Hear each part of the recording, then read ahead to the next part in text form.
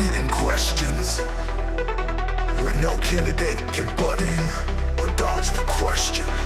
Because every candidate has to answer the hard-hitting questions. Hard-hitting questions. Hard-hitting questions.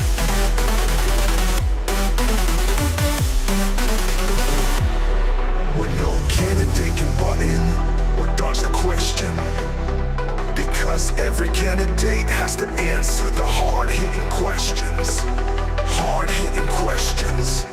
Hard-hitting questions. Hard-hitting questions. Hard-hitting questions. When no candidate can butt in or dodge the question.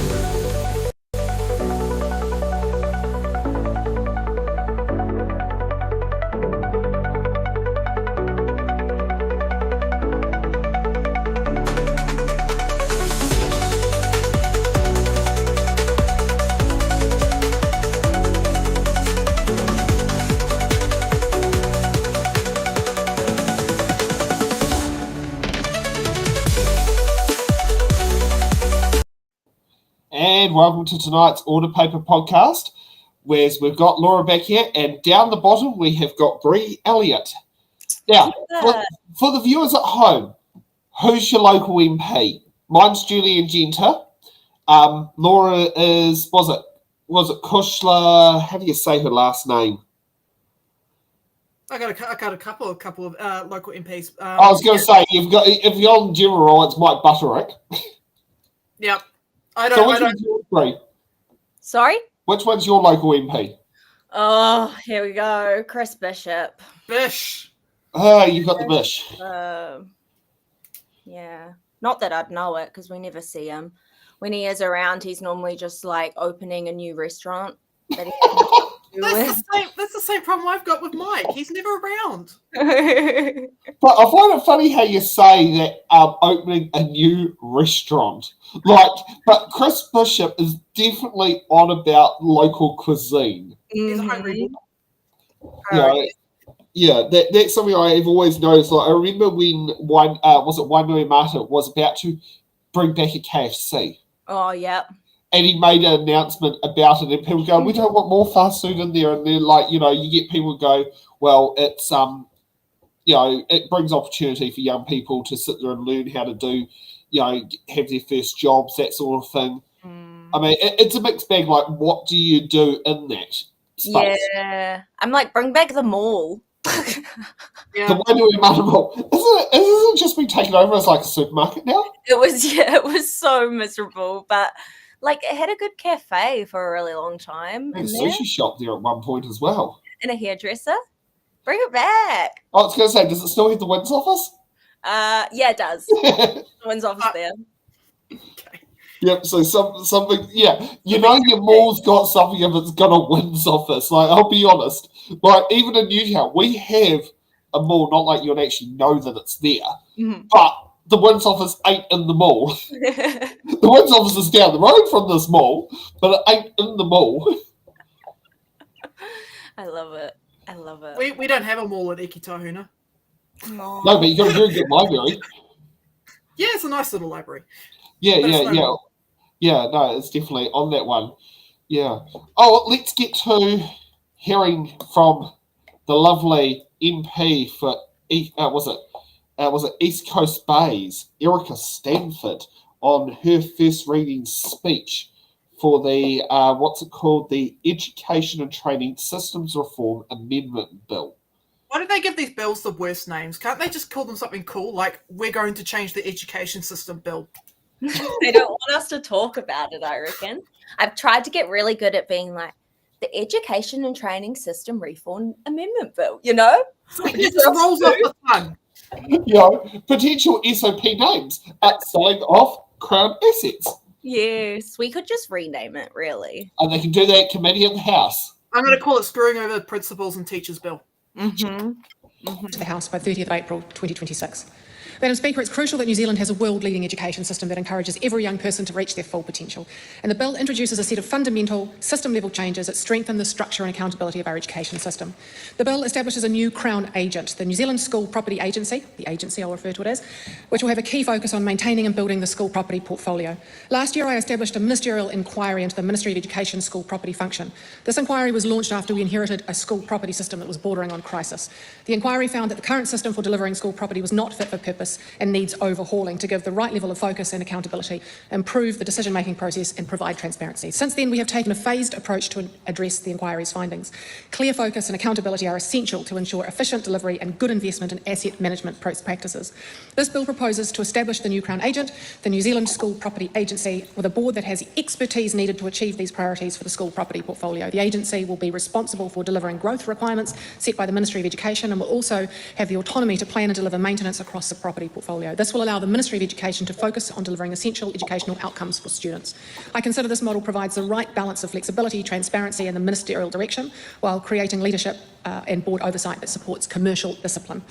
This bill progresses a package of changes to reform the regulation of the teaching workforce and help ensure graduate teachers can be confident in the classroom. The latest report from the OECD's Teaching and Learning International Survey shows 62% of graduate teachers in Year 1 to 10 students were not confident their initial teacher education had prepared them sufficiently in teaching content of all subjects they needed to teach. 54% weren't confident ITE gave them the knowledge they needed about pedagogical approaches on how to teach. This reflects earlier evidence from a 2024 ERO report that showed only 50% of new teachers found their ITE was effective, their initial teacher education. The Royal Society's 2021 report also noted that nearly half of all Year 4 teachers were only moderately confident in teaching any strand of mathematics and statistics and in the curriculum. That is a failure of the system. Initial teacher education is not properly preparing our teaching workforce.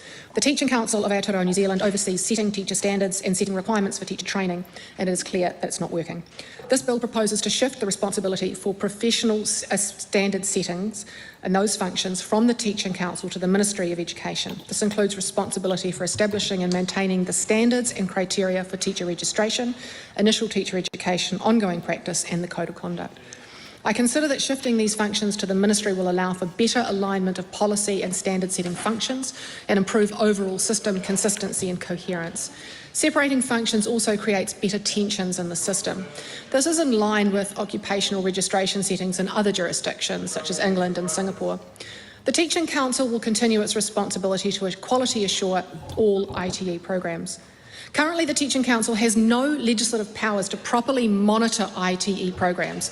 This bill provides it with new legislative powers to power them up, the Teaching Council, to place conditions on new or existing program approvals and remove approvals following consultation with the Secretary for Education, and monitor and review teacher education's providers' delivery of approved programs, with the power to require specific information from providers as part of these processes.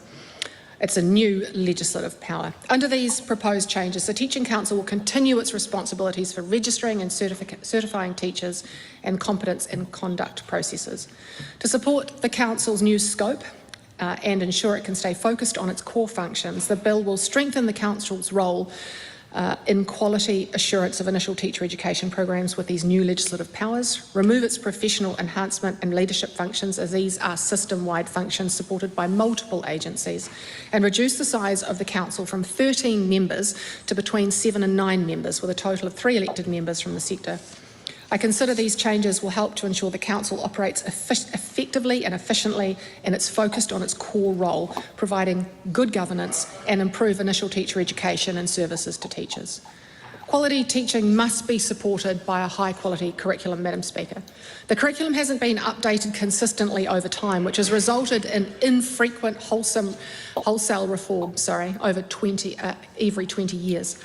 The proposal for curriculum areas to be reviewed and updated regularly over time in an iterative way will keep them current based on evidence and avoid these large disruptive overhauls we have every 20 years. This has been long been the case in high-performing jurisdictions we compare ourselves to.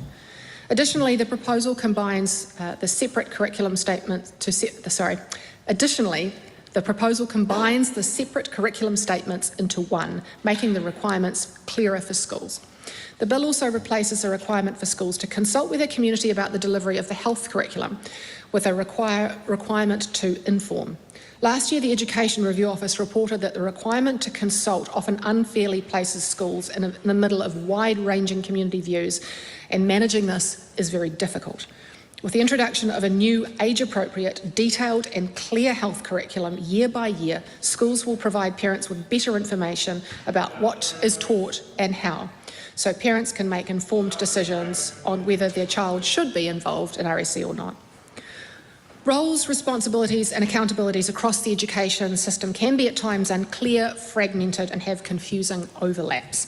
This bill proposes to transfer the full set of regulatory functions for registering private schools and licensing hostels from the Ministry to the Education Review Office. This will help reduce duplication between agencies, clarify the role of ERO and strengthen the approach to keeping service providers in education accountable. In line with best practice, the Ministry will retain the standard and criteria setting functions for both private school registration and hostel licensing. The bill also aims to clarify the current complementary roles of ERO and the Ministry in identifying and supporting schools deemed to be of serious concern. It sets out detailed reporting requirements with clear timeframes for both agencies. The bill also provides for Ministry and the Minister to rely on ERO's judgment and information when determining whether the thresholds for statutory intervention are met. ERO will be expected to provide review reports with the evidence needed to guide the Ministry's approach to supporting a school of serious concern, including the most appropriate intervention under Section 171 of the Act. Raising achievement starts, Madam Speaker, with showing up to school. The bill's aim to clarify expectations and strengthen accountability is also supported by the proposed changes to tighten how exemptions from school attendance are currently used. Under the proposed changes, principals will only be able to exempt attendance on the grounds prescribed in the rules set by the Secretary for Education. The new rules will provide specific requirements on the duration of any exemption that may be granted and the types of evidence required to authorise an exemption. The bill also repeals the attendance exemption relating to the walking distance between a student's residence and their school. Finally, the bill makes a number of other changes. A high-performing system relies on good quality data and evidence to guide decisions on how best to meet the needs of the students. This bill requires schools to participate in studies that monitor the performance of our schooling system, such as the OECD's Programme for International Student Assessment, known as PISA. Currently, the assessments are opt-in, which creates real challenges in ensuring the data is robust and representative. Low participation rates currently put us at risk of not meeting the threshold for inclusion in this and other international studies. Making these assessments mandatory will help with the ensuring the participation load is evenly shared amongst schools and we get a truer picture of the state of education in the system. As at the moment, Madam Speaker, that load falls on a few schools who always say yes. The bill addresses a gap by enabling NZQA to include micro-credentials in the reporting requirements for education providers, ensuring the completeness of a student's record of achievement. The bill also supports the next stage in the charter school model by enabling multi-school contracts and creating more certainty for converted charter schools by providing a pathway to close and open as a new state school under circumstances. This bill delivers a comprehensive package of system-level reforms that clarify roles, responsibilities and accountabilities, promotes consistency, coherence and efficiency, and ensures our system is set up to support all students to succeed, and I commend the bill to the House. Great. Okay, sorry I had to torture everyone by playing that at normal speed, but I think it's important to always start an opening speech kind of like at normal speed so everyone can hear what's going on. That's the first time I've actually seen that speech, by the way. I've only just read the Hansard. Brie, you're shaking your head. I have so many things to say. Go ahead. Go ahead. Well, one of the first concerns that I have is the giving ERO the power to label a school as failing, you know? Mm-hmm. Because so right now they're a research agency, right? The Education Review. They are meant to like review schools, look at the data, work out the strengths and weaknesses. So right now what would happen is they would review the school and then the ministry would decide if there should be interventions. But now, instead of keeping the reviewer independent from the person or the group enforcing it, they're merging them. So to me that's weird because that's like being on a team and having the coach be the owner also of the team, I guess. Yeah. Yeah. So it just removes checks and balances, and obviously it also just opens up opportunity for charter school conversions, like we Yes. saw with the attempted Houston Boys takeover. So that's another big concern of mine. And I wonder what will be the next school that could be defailing, Poro College, yeah, because that one that would be, and because I know the current principal is a former teacher of mine, right named Maxwell, yeah, and I can tell you right now, she'll be horrified if that was attempted to be done on her secondary school. yeah, You know, she's the best person for that school. yeah. Yeah, I'll be honest, I didn't go there. I went to Paraparaumu College, but besides the point. Got a really interesting email from a principal last week. I won't share my screen because I want to keep their privacy, but it was an email from Erica Stanford sent to principals last week. Oh, okay. It hasn't been shared, so first heard here. But it says just this main part. I want to stress that I do have confidence in the Teaching Council. However, its current board structure is large, and a reliance on elected representation means it does not always have the governance, financial, or risk expertise needed for such a significant regulatory role. The changes in this bill will move to a smaller, skills-based board with sector representation, ensuring it is set up for success and its strengthened responsibilities. So, are they not electing people that already are skilled for the job? Yes, and who decides what skilled is or what qualified is? Well, I mean, here's the other one: is they're looking at reducing the size of the Teaching Council down to between 7 and 9 members. Yeah. Do you know how many members are on the National Party board? I don't know, too many. Number 9. And 2 of them, one is to the Prime Minister, one is to the Senior Whip. The other 7 are elected by the members. Wow. This is the thing of what happens when you have National Party board member who appears on It's in the Ballot, and you have some great conversations off camera. Andrew, oh God, I can't remember the last name, stood for Bailey Regional Council. He didn't win the election. He came 6th place, so he didn't get on. You're talking about Andrew Kai? No, not Andrew Kai. No, it's a national. No, it's a national. I was going to say, not Andrew Kai, definitely not. Then. No, Andrew Kai. Like from what I know, is he's definitely looking at Labour. Yeah. You know, I mean that's different. Like, yeah, he doesn't come across as someone who would go to the dark side. The person is Andrew von Dadelson. Oh, a Dutch guy. Okay. Yep, he is one of the 7 members on the National Party national board that is that basically is like the whole party. What's it called? It's basically the governance structure for the National Party. Yes, he is. Yeah, so that I've met him. Yeah, I've met him. So yeah, that was interesting. But I mean, if we sit there and look at that, look at the list of I shook hands with so many candidates this last local body elections. I've lost count. But a humble bragging. Yeah. No, that's good. That's good. I met all these famous round. Well, Nandor was the biggest one. Like the house I stayed in Whakatane, and Nandor came over to say hello and drop off stuff for Marina. And it was just like, oh, hi. And I was like, you used to be in Parliament when I was a teenager. Anyway, before we go on about Nandor, let's center let's get back to it. So one thing I like to do is with any opening speeches, I like to break down what a bill does. So what is this amendment bill about, and what will it do? Well, basically, it gives central government more direct control over schools by five key ways, right? 1, it tightens school attendance rules, so it will make it harder for principals to grant exemptions. 2, a new agency will take over all school property from maintenance to major bills, aiming for a more standardized approach. 3, the Ministry of Education, not the teacher-led Teaching Council, which is independent, by the way, will set the standards for registration and conduct.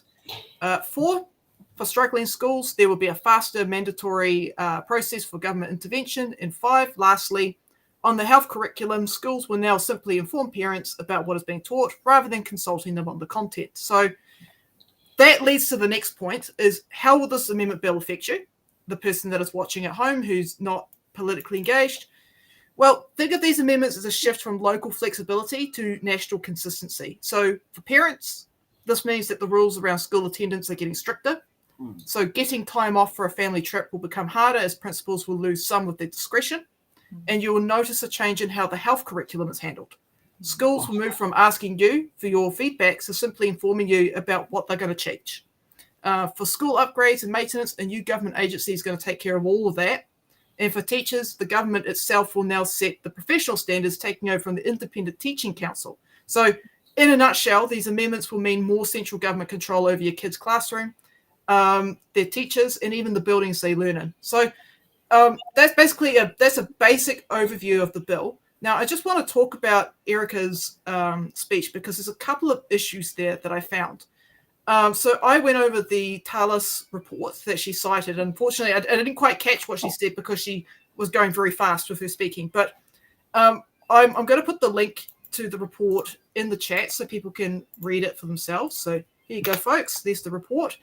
So basically, the latest international data shows that teachers, they're not failing at everything, right? They're being sent into modern classrooms without specific tools needed to succeed. So looking at the numbers, when new teachers graduate in New Zealand, only about 37% feel well prepared in the subject content they're supposed to teach. Only about 38% feel ready to use digital tools in the classroom, and just about 31% feel equipped to support their students' social and emotional development. So basically that means that 2/3 are starting their careers without the confidence in these fundamental areas. So the problem with what Erica said is that while her statement about 62%, that 62% statistics that teachers don't feel equipped to do the job, the new graduates, the full Talis report reveals that her proposed solution is misaligned with the scale and nature of the problem. And a lot of the things that are impacting teachers is our teachers work really long weeks, right? Above the OECD average. So the OECD average is just slightly over 40 hours. For our teachers, that's 47.5 hour weeks, right? And 65%, a lot of the stress, a lot of the uncertainty actually comes from 65% of new teachers being stressed by changing rules, and about 77% of them teaching in high needs schools. So there's complexity in the classroom. Yes. So yeah. So basically, this is a critical problem because our classrooms are getting more complex than anywhere else. A staggering 77% of our teachers work in schools where more than 10% of students have special education needs. So that's where that statistic comes from. So a lot of teachers are not prepared, or they don't feel really prepared enough to deal with special education needs. And I'm sure Brie can correct me on that if I'm incorrect with that. You're right. Excellent. Okay, so that's actually above the international average right there. And furthermore, 39% teach in highly diverse classrooms where many students' their first language is not English. So that adds a number of points of pressure. I can name, was it both Johnsonville and Newtown School? That is common considering both of those schools. I don't think Newtown so much, but Johnsonville is considered a high decile school, but it's got low decile issues due to the fact that it's a default school for people of refugees or resettled in New Zealand who English isn't the first language. Johnsonville School is the go-to school. Was it Newtown School?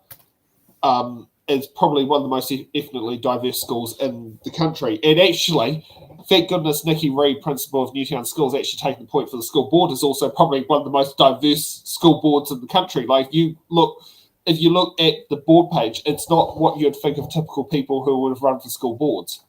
Yeah. But it definitely just reflects the school itself. The fact that, I'd probably say Newtown, you're probably looking at about 30-40% who weren't even born in New Zealand for a start as well, and would have not initially spoke English as their first language. So they're learning a new language while living in a new country. That's right. And that puts a little bit more extra burden on teachers as well to accommodate for that.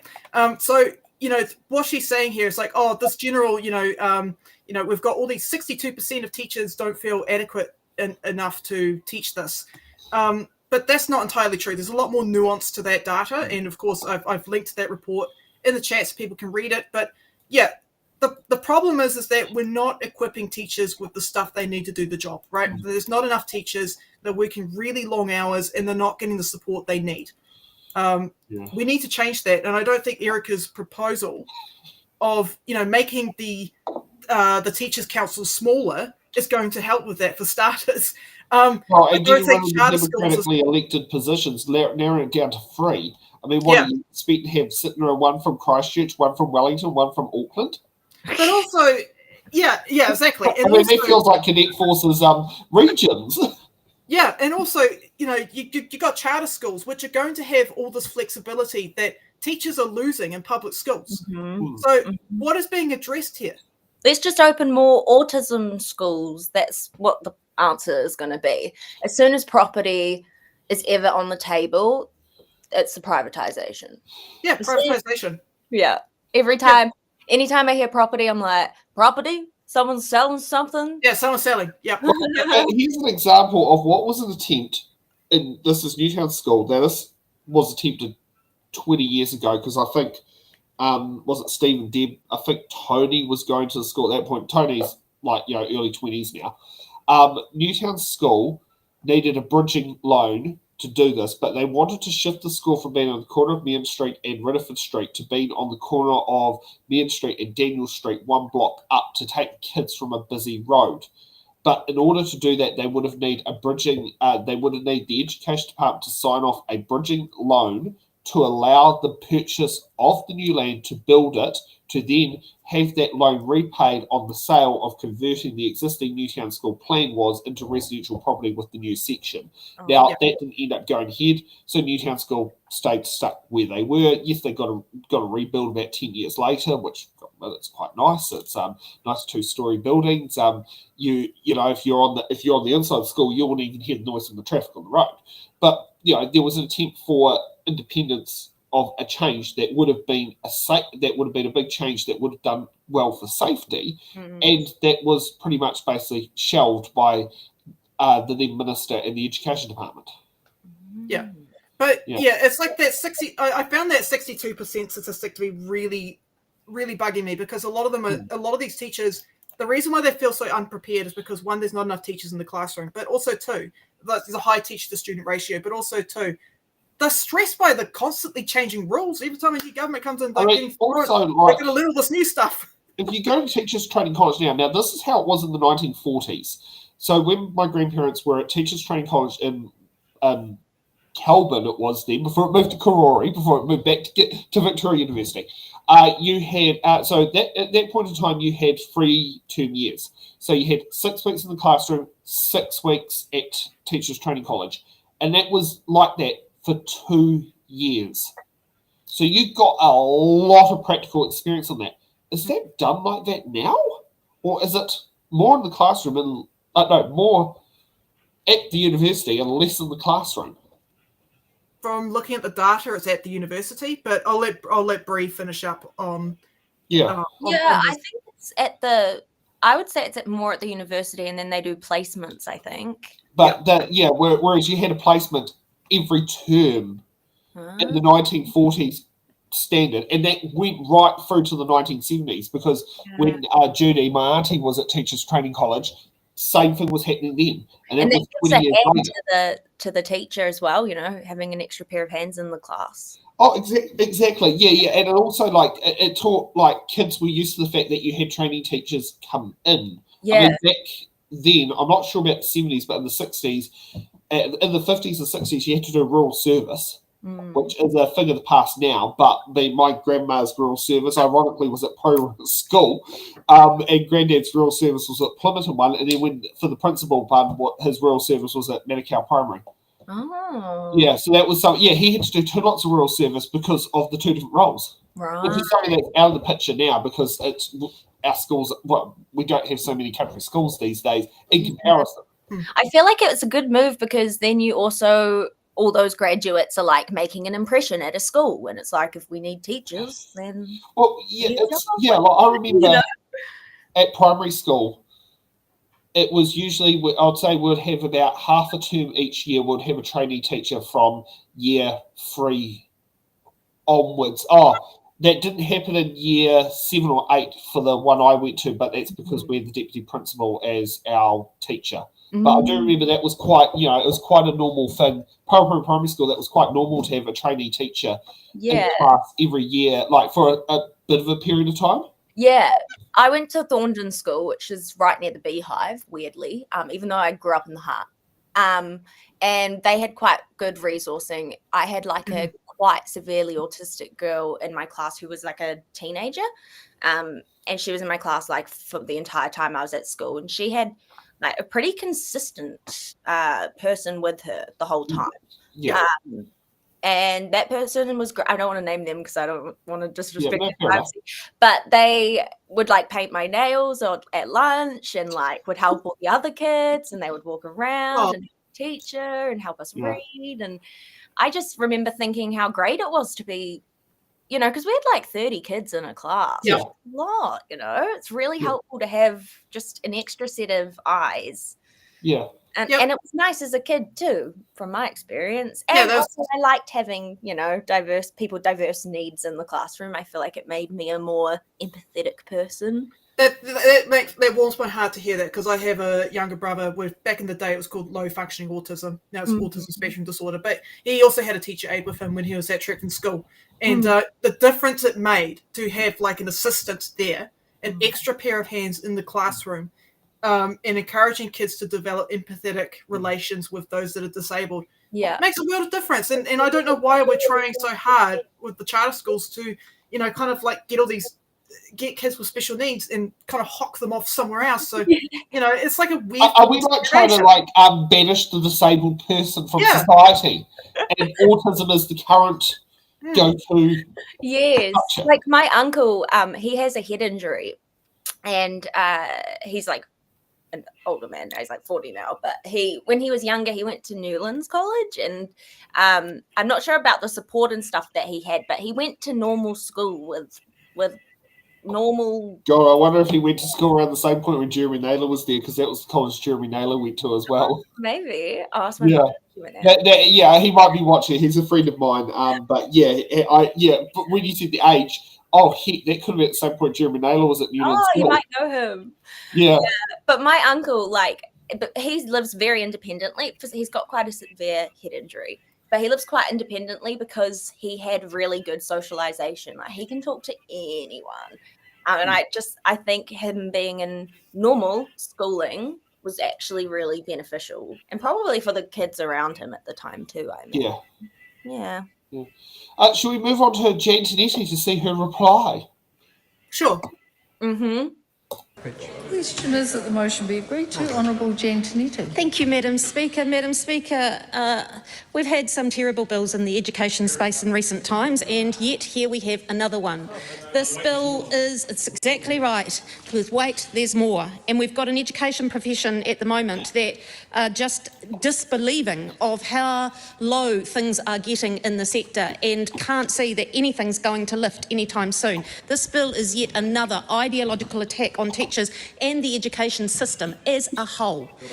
It undermines the independence of the profession and the independence of the teaching profession. And Madam Speaker, I want to actually start right now by saying a future Labor government will repeal this bill.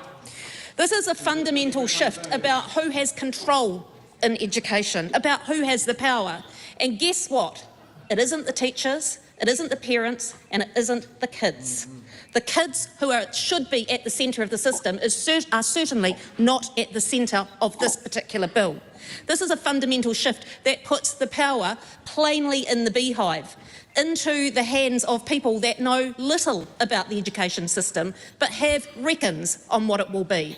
Just listening to that speech by the Minister, there wasn't one piece of evidence, not one piece that backed up that particular speech that would show a difference within the sector that would raise achievement in our kids. This is yet again, as I said, another ideological attack on how schools are supposed to operate. And the implications for all who are involved in the schooling sector are huge. Madam Speaker, let's talk really plainly here about what is at stake.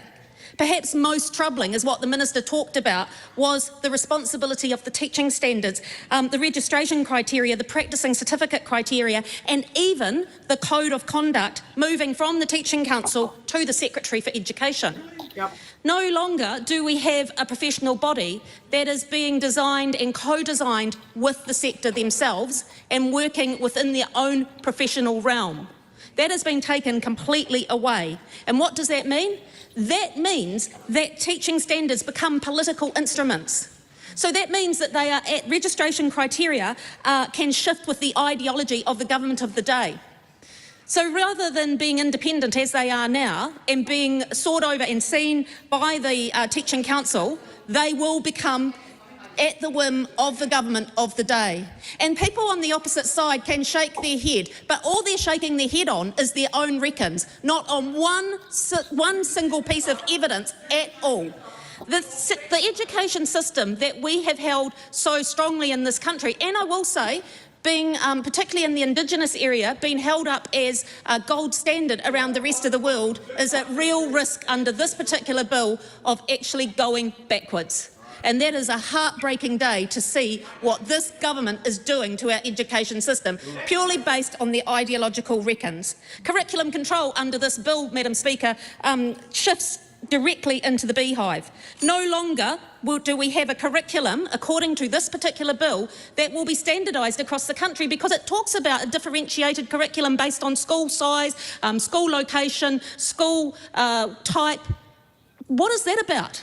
That doesn't even make sense to what we've known in this country for so long. It has obviously been informed by people that know very little about education, full stop. It is the work that the Minister talked about, taking health and informing parents, is not co-design. That's being done too. It's not aligned with anything that we know in this country about curriculum, full stop. It is completely a backward step.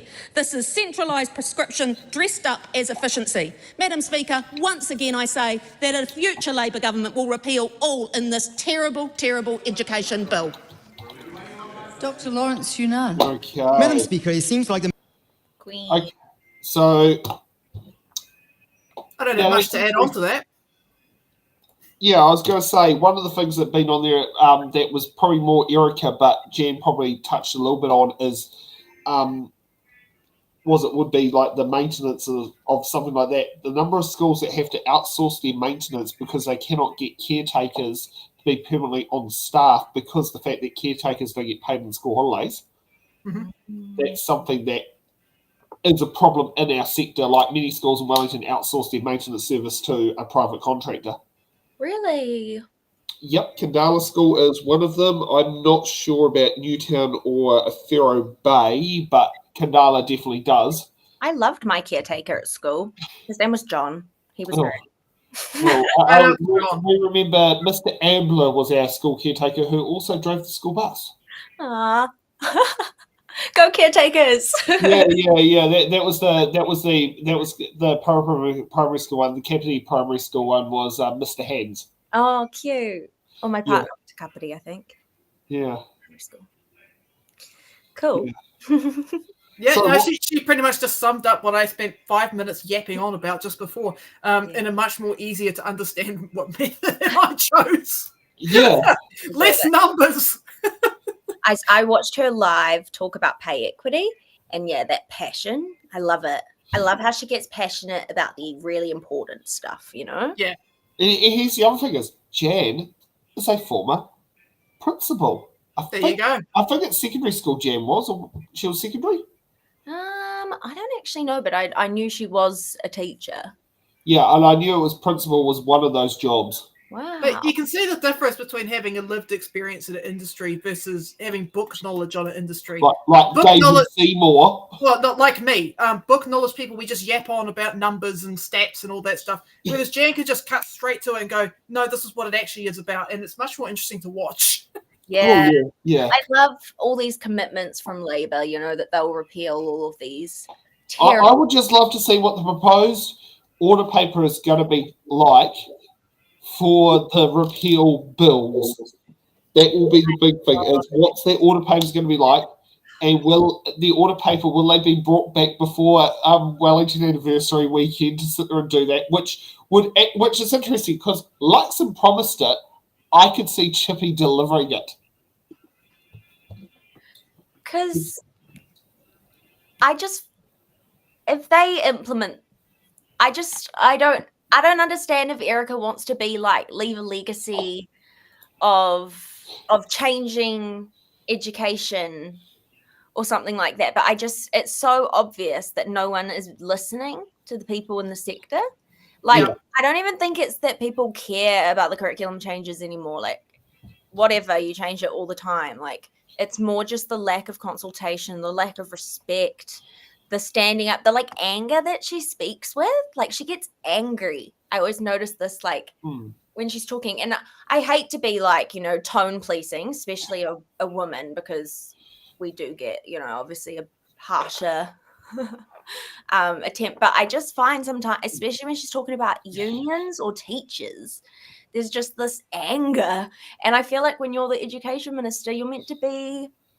Does Erica Stanford actually have any teaching background? I don't think she does.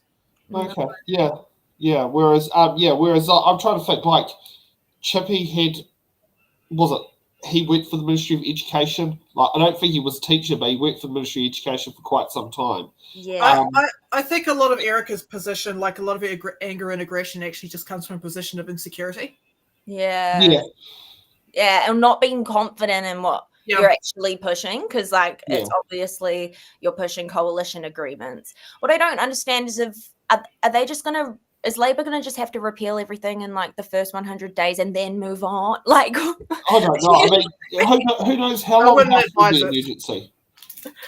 Yeah, use that urgency to repeal everything and then make it for crisis only, because it's so annoying having to follow along everything. And God, an urgency is a nightmare.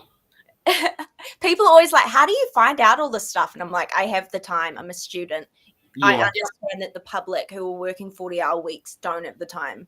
Yeah, and depending on what the bills are, I mean, I will be honest. And I'm just an idiot with a chainsaw. So I've got lots of I've got my passion. But my passion ain't education bills. My passion is electoral reform. If you find, yes, it's quite interesting. If you find things on electoral reform or electoral changes, I often do submissions under it's in the ballot because you get 10 minutes speaking time. And so I often use the brand name to get the 10-minute speaking slots. My passion is just proving how wrong David Seymour is. Oh, yeah. God. I just want to go into the house so bad just because I know it would ruin them. Like, they'd just be like, my career sucks now. And I'd be like, yep. Just go in there with Gary Charles. Sit with Gary. With Gary? Yes. you know who we're talking about. Yeah. Yeah. Just go in and you sit down there and sit next to Gary Charles in Parliament. The Green Wizard. I see him every time because when I first went to, I had to go and watch, I think it was one of the things about like tree principles or something like that. I went to watch it live and I saw him and I was like, wow, that is one nice green suit. I love that. I was like, is he from the cannabis party? Isn't there like a cannabis? I'm not sure if it's current now, but he used to be a member of the legalized cannabis party. Oh, yeah. Yeah. Oh, yeah. Wow. Yeah.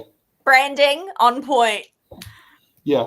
Okay, let's get to Dr. Lawrence Zunan, who actually has more education experience than David Seymour. The Minister of Education has not learned anything from her mistakes, and the mistakes that she has made these past weeks on just exactly what it would be like if you piss off the education sector. It seems like we have a minister who doesn't understand the very basic of education is you learn from your mistakes and you don't repeat them again. Yet here we are having this bill, the Education and Training System Reform Amendment Bill, being introduced in the House, and I love the fact that suddenly everyone in this House is a teacher. I would love to see your teaching qualifications. Show us some qualifications, otherwise, please be quiet.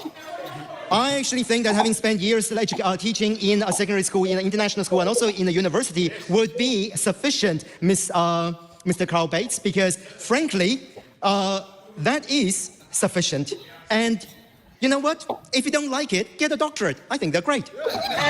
So in terms of this, we have heard from the fact that the Teaching Council is going to have their power removed. We are seeing already in the previous bill that the balance of scales tipped towards ministerial appointees. But now we're seeing that has been further reduced from 13 members to between 7 to 9 members, with only 3 being from the sector. Most of them are going to be appointed by the minister, and that is going to politicize the teaching profession. You could dress things up by saying we are seeing things are performing. We are seeing the minister using reports like TALIS 2024, yet we also have a minister who likes to cherry pick information, never highlights the actual issues in some of those reports, but will only use certain data so she can push her own political agenda. As someone who, again, like I said, has no background in education, never stepped foot in front of a classroom, yet thinks that she is better than everyone else. And I've said it before and I'll say it again, it is sheer arrogance. And now we'll come back to the bill because we're getting a little personal. When it comes to this bill, there are also other things. We have the New Zealand School Properties Agency. Now,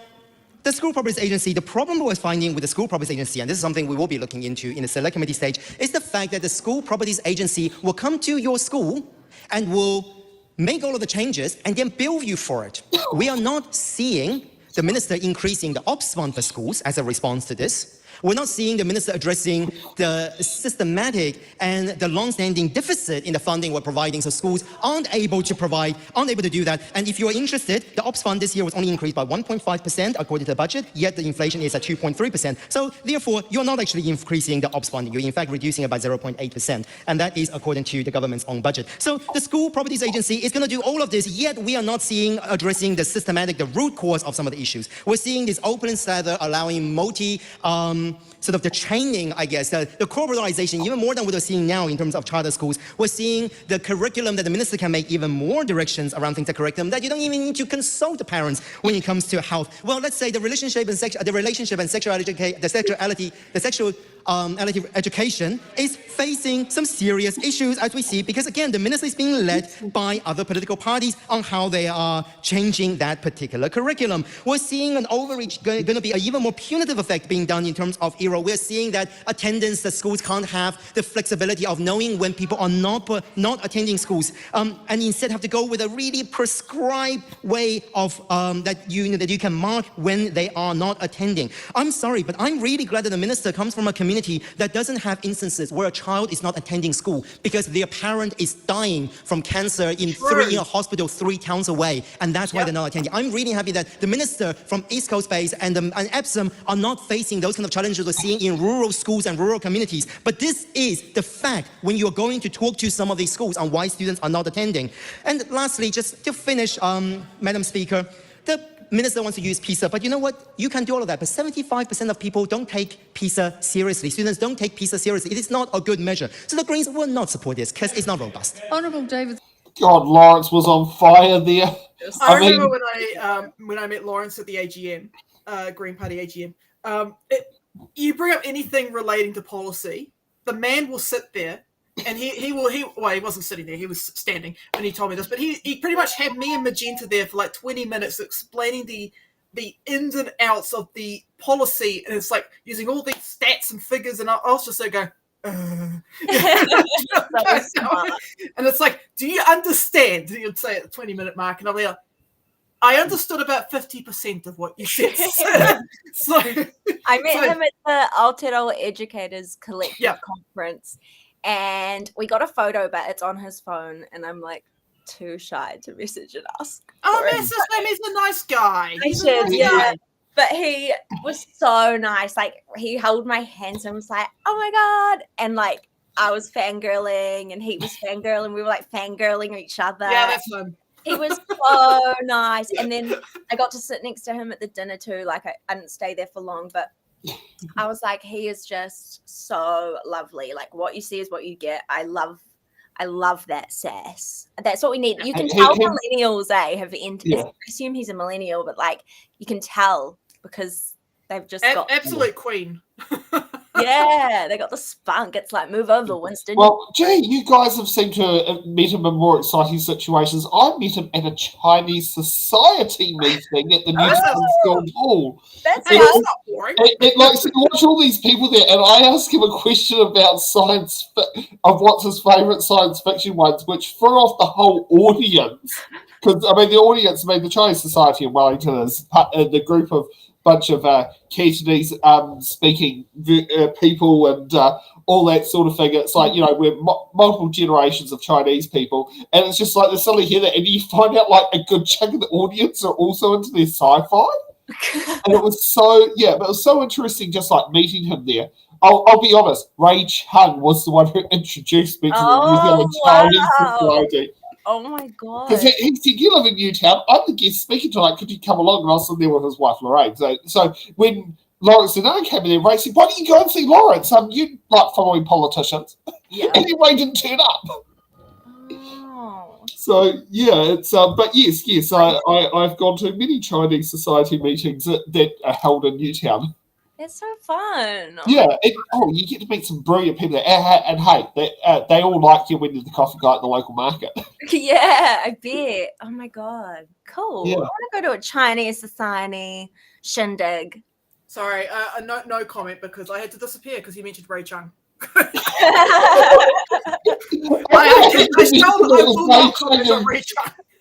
Chung was the one who actually told me about that meeting. Yeah, He didn't turn up. It's like a cardinal rule within the Greens. We don't speak of Ray Chung. Yeah. Fair enough. He shot himself in the foot. I still don't know when he'll next make contact. Well, I hope his foot will recover soon. Yeah, you are right. Yes, yeah. Doesn't that really show how active these opposition MPs are being in the community that we've all met? We've all met Lawrence? Yeah. Yeah, we've all met Lawrence. I've walked past Francisco Hernandez on Lambton Key before. Okay. But I mean, I've also done that with like Glenn Bennett at a different point in time and all that. And I might try to think like every candidate who's stood in the Rongotai lecture I've always met. I text Greg O'Connor frequently. If you got something to ask about, then Greg O'Connor's the man to ask. All right, I'm just going to give a little commentary on what Lawrence just said. So I really like the fact that he came out swinging with criticizing the one-size-fits-all approach because it will ignore real-life complexities. I spent all day reading amending Section 45 of the Education and Training Act. Yes, it's very boring, but it's also very funny. But yes, Lawrence was right to point out, like, what if a family can't afford a doctor's note for a minor illness? What about that kid that has to stay home and help babysit because their parents in hospital? What about a student attending a cultural event? It's like, why are we removing principal's discretion to grant exemption under those, to grant abscess? God damn it. Abscess. Are we going to remove common sense? Common sense, yes. It's like, look, a student's got to stay home. Give them permission to stay home. Look, it's an emergency, right? And you got David Seymour going, no, we want the numbers to go up, even though it could impact students' well-being, Yeah.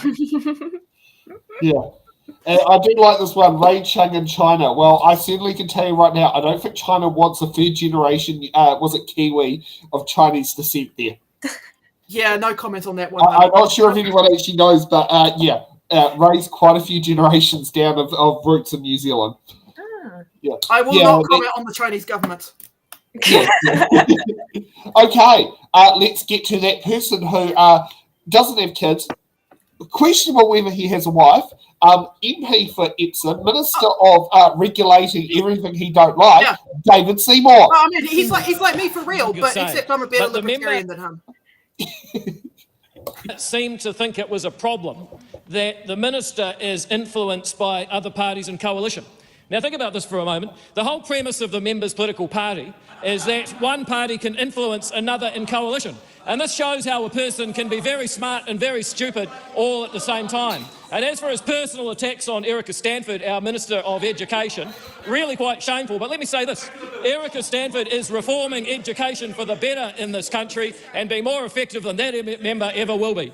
Back on this bill, changing school attendance exemptions is one of the things it does. It ensures that if a principal wants to exempt a student from attendance, they have to do it under guidelines set by the Secretary, because the number one thing you can do to improve education is make sure that students are at school. This government is serious about it. We have significantly improved educational attendance in the time we've been in office, and you ain't seen nothing yet. Then there's, Shannon Halbert says you just cut it. Actually, we just increased educational attendance funding by $140 million. Now, for a guy who thinks the solution to every problem is throwing money at it, I would have thought he'd see that as an improvement. But we're doing more than that. We're changing the rules. We're getting people focused. We're putting in place the STAR system, and we're ensuring that students are actually at school. We're making more improvements to our wonderful charter school model, which is announcing innovative school after innovative school in order that those who convert to charter status have a pathway back, because you should be able to choose, and the choice should work both ways. I think that is an exceptional improvement. I'll make a couple of comments about the property management changes. For too long, there's been a conflict between managing an education system and managing property within the Ministry of Education. And anyone who's an electorate MP or takes an interest in their community will know how bad that problem can get. Having a separate agency with the objective of managing the property portfolio creates a tension that is natural and sensible. There are changes to the Teachers' Council to make it properly aligned with the objectives of the government on behalf of the people of New Zealand. And as an electorate MP who has had people blocked from being teachers on spurious grounds to the detriment of the community, these changes can't come fast enough. Finally, this bill transfers functions for private school and hostel regulation from the Ministry of Education to the Education Review Office. However, later this evening, the committee will consider the Education and Training Early Childhood Education Reform Amendment Bill, and these two bills together will ensure that the regulation of early childhood education is also moved to the Education Review Office in line with the findings of the Ministry for Regulation's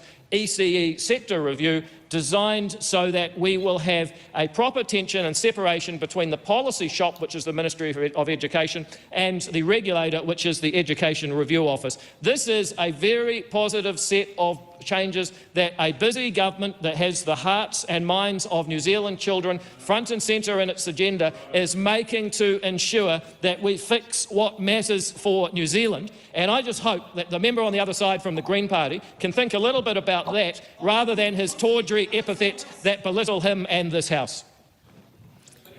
Why is he allowed to say that, but they're not allowed to?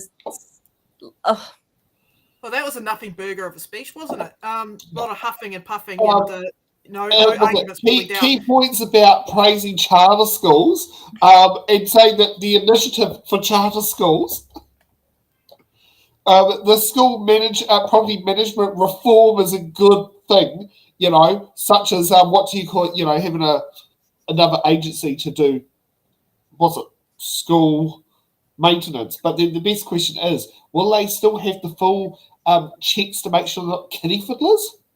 Fuck if I know. I mean, look, I've got a 2-minute monologue here about what Seymour said. If you'll entertain me, feel free to interrupt at any point, by the way. That's great. I just want to talk about the policy amendment that he made. He proposed amending Section 45 of the Education and Training Act. If you want to know more about the regulatory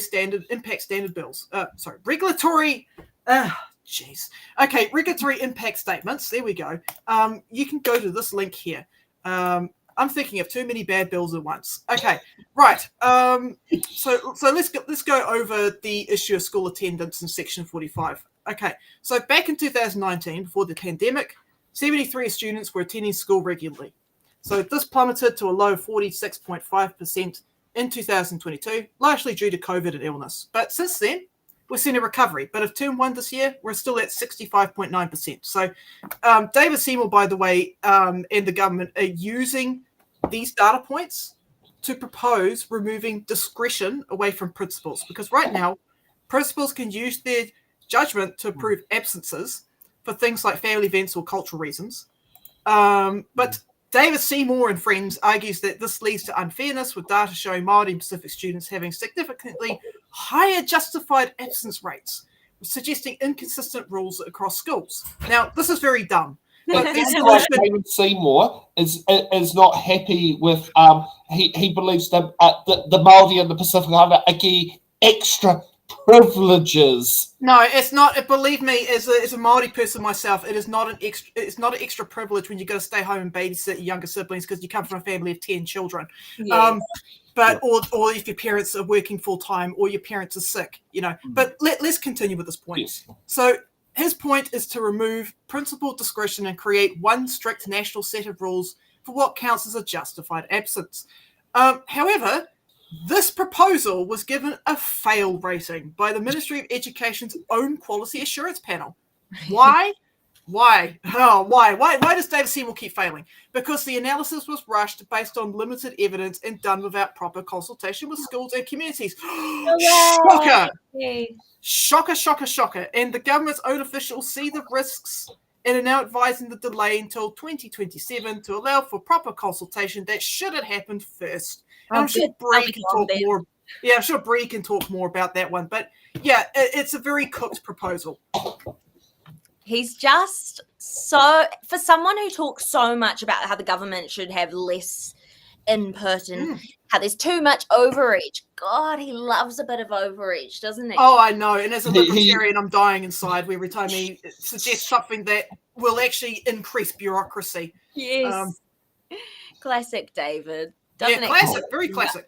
Freedom for people that can afford it, but no freedom for those that have no money. Completely ignoring our child poverty rates, which are through the roof. Which you believe ACT policies would actually help improve it. Since when did the free market actually improve child poverty? It doesn't. It exploits children by saying, right, children go work in the mines. That's what your free market will get you, especially under capitalism.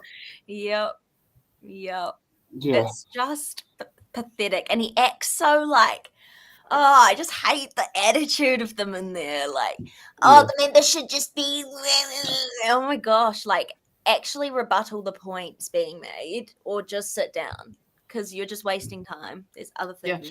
The thing is that I would trust Lawrence more to teach a classroom of children than I would trust David Seymour. I'll be honest about that one. David Seymour will go, but I'm the teacher, you do as I say, and would completely melt down when he would have to deal with disruptive students, or possibly deal with students such as our friend Frosty in Palmerston North, who is one of the many students who performed the haka, would actually sit down there and completely melt down, go, but you're actually teaching us wrong. I'm more concerned about him accidentally letting Tim Yago through the back door. Yeah. He's lucky he didn't Snapchat me because I would have. Oh, too bad. You could have used that. I know. Okay, let's get on to seeing what's coming from Uncle Andy. Oh, Uncle Andy. The Minister began by saying it is essential that we have a world-leading education system. In fact, we've just seen this House has just passed a piece of legislation to say that is now the preeminent objective of our education system, and New Zealand First, Madam Speaker, completely agrees with that. But the problem is, and we've heard the opposition from the opposition benches, effectively a defence of the indefensible, a defence of the status quo. Because what we know at the moment is that our education system is failing. It's failing our teachers, it's failing our students, it's failing their parents, it's failing our future. And that is a real problem, and we need to do something about that. New Zealand First, Madam Speaker, has always believed that education is a fundamental right and that every child should get access to quality education and support. We heard from the opposition benches, Madam Speaker, that no more money's gone into the education system. What was it, $750-odd million went into support for the people that actually needed support, the students that actually needed support. That is a significant investment that teachers have been crying out for, and you can bet your life that parents have been crying out for that for years. Education needs to ensure that our young people learn the skills that they need to be able to inquire, to think, but not to be taught what to think. To be taught how to think, but not to be taught what to think. Education needs to prepare young New Zealanders for life, for work, and to be first-rate citizens, not just of New Zealand, but first-rate citizens of the world, something that we can be proud of, that they can be proud of. The Minister's talked through the details of the bill, so I'm not going to go through those at the moment, but I'd really strongly encourage both the opposition and the people who are going to make submissions on this bill to look in the mirror, to think about this and think about our young people, to think about their future and to think about the future of this country, because at the moment our teacher education is failing. The Minister's laid that out very clearly. Attendance levels are poor still. They're improving. Great work being done by the Minister, Minister Seymour over there. And student capabilities are failing as well. Oh, and then of course when it comes to property management, how much more efficient now is property management already under this government to what it was under the last government? We are making progress. Those are systemic issues, Dr. Junan, that we are working on making improvements to. So the status quo as it is, Madam Speaker, is indefensible. We don't believe that the status quo should stay. This government and this Minister are making excellent progress, and I look forward to submissions. I hope they are very considered submissions on what is good for the future of this country and our young people, and I commend this bill to the House. I remember an analogy that was made by BHN the other night, and this is the thing about this government. They see a problem. Let's take, for example, you got someone drowning out at sea, right? They see the people drowning out at sea, and they're like, do something, and instead of offering them a life jacket or a buoy or whatever, they throw at them a wheelbarrow full of cinder blocks. They'll put them into concrete boots instead. Yeah. It's like, this will That's help what you. the mafia does. Instead of giving them a life jacket, they would sit there and put gumboots on them and fill them with cement. Like, yes, of course the status quo needs some adjustments done. Teachers are drowning, right? But the saying is, we're making them drown more. I'll be honest with you, at least Uncle Andy has a little bit more experience when it comes to kids than David Seymour as a parent. I wonder how crisp his soul is feeling right now, because I swear to God, he takes critical damage every time he has to stand up and go, great job. I get the vibe that he hasn't read it at all. Yeah. Because for one, he talked about how kids need to not memorize. They need to, learn how to think, not what to think. But the new curriculum is entirely what to think, and it's all based on memorization. Yes. So clearly hasn't read the new curriculum, or I don't even think this bill that they were discussing, just because he literally said nothing about it. He even said, I'm not going to talk about it because she's already covered it. It's because he hasn't read it. He hasn't read it. He doesn't know what he's talking about. He's just like, oh, well, you know what? New Zealand First agrees with it, so sounds like I agree with it. I commend it to that. Wasting time. Learn to do your job, people. Learn to do your job. It is basic. Shall we get to Oreni? Please do. We've had Oreni on the show before yet. So, we may have, but let's get Oreni.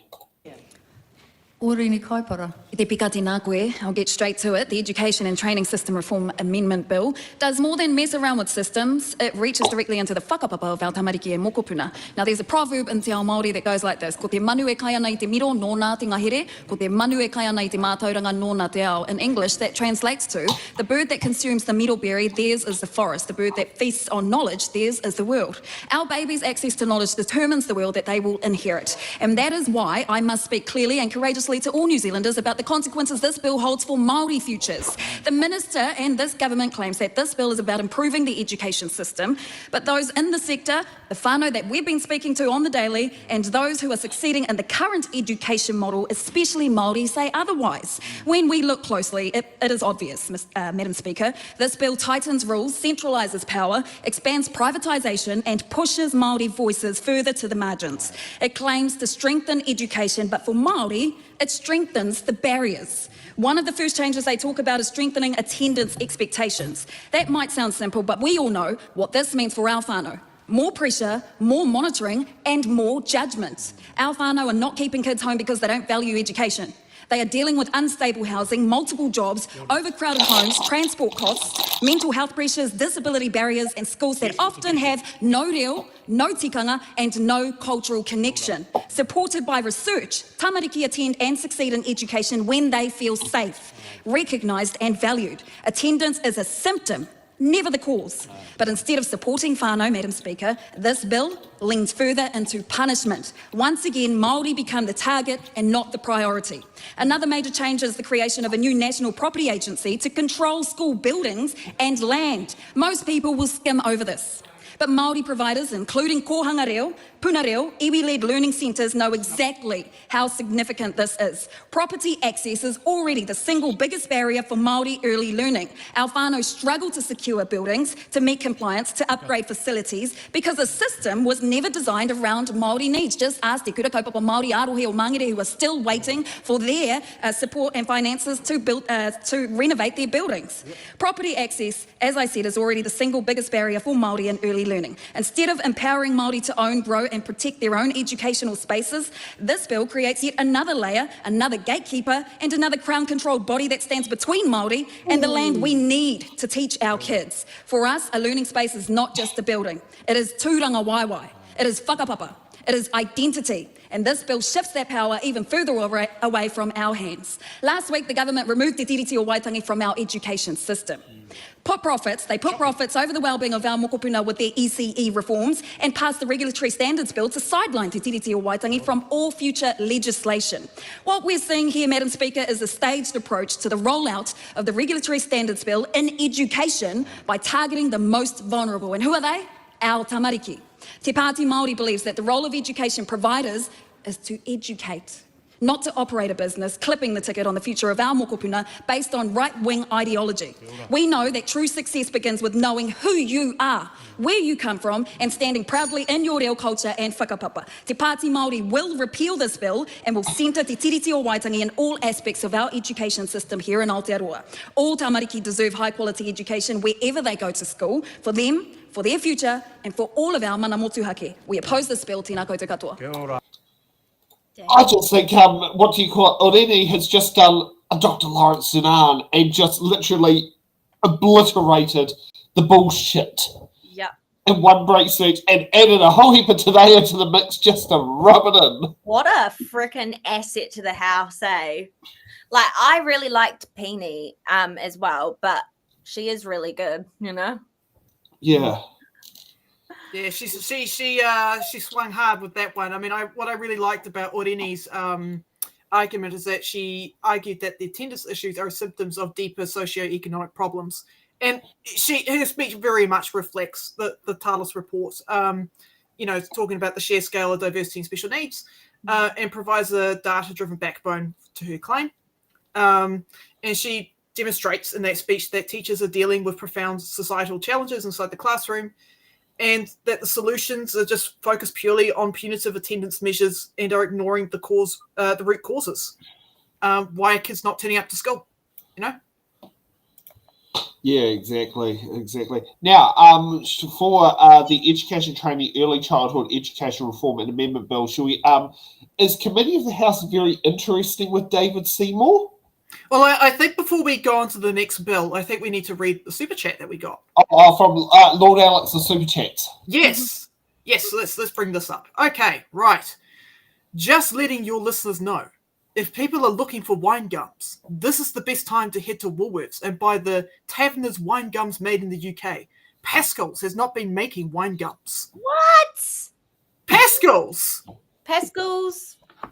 Why have you not been making wine gums? Anyway, I don't eat their wine gums because I got gelatin in them, I think. But anyways, because I'm one of those filthy vegans. But the UK wine gums, I'm pretty sure they're vegan.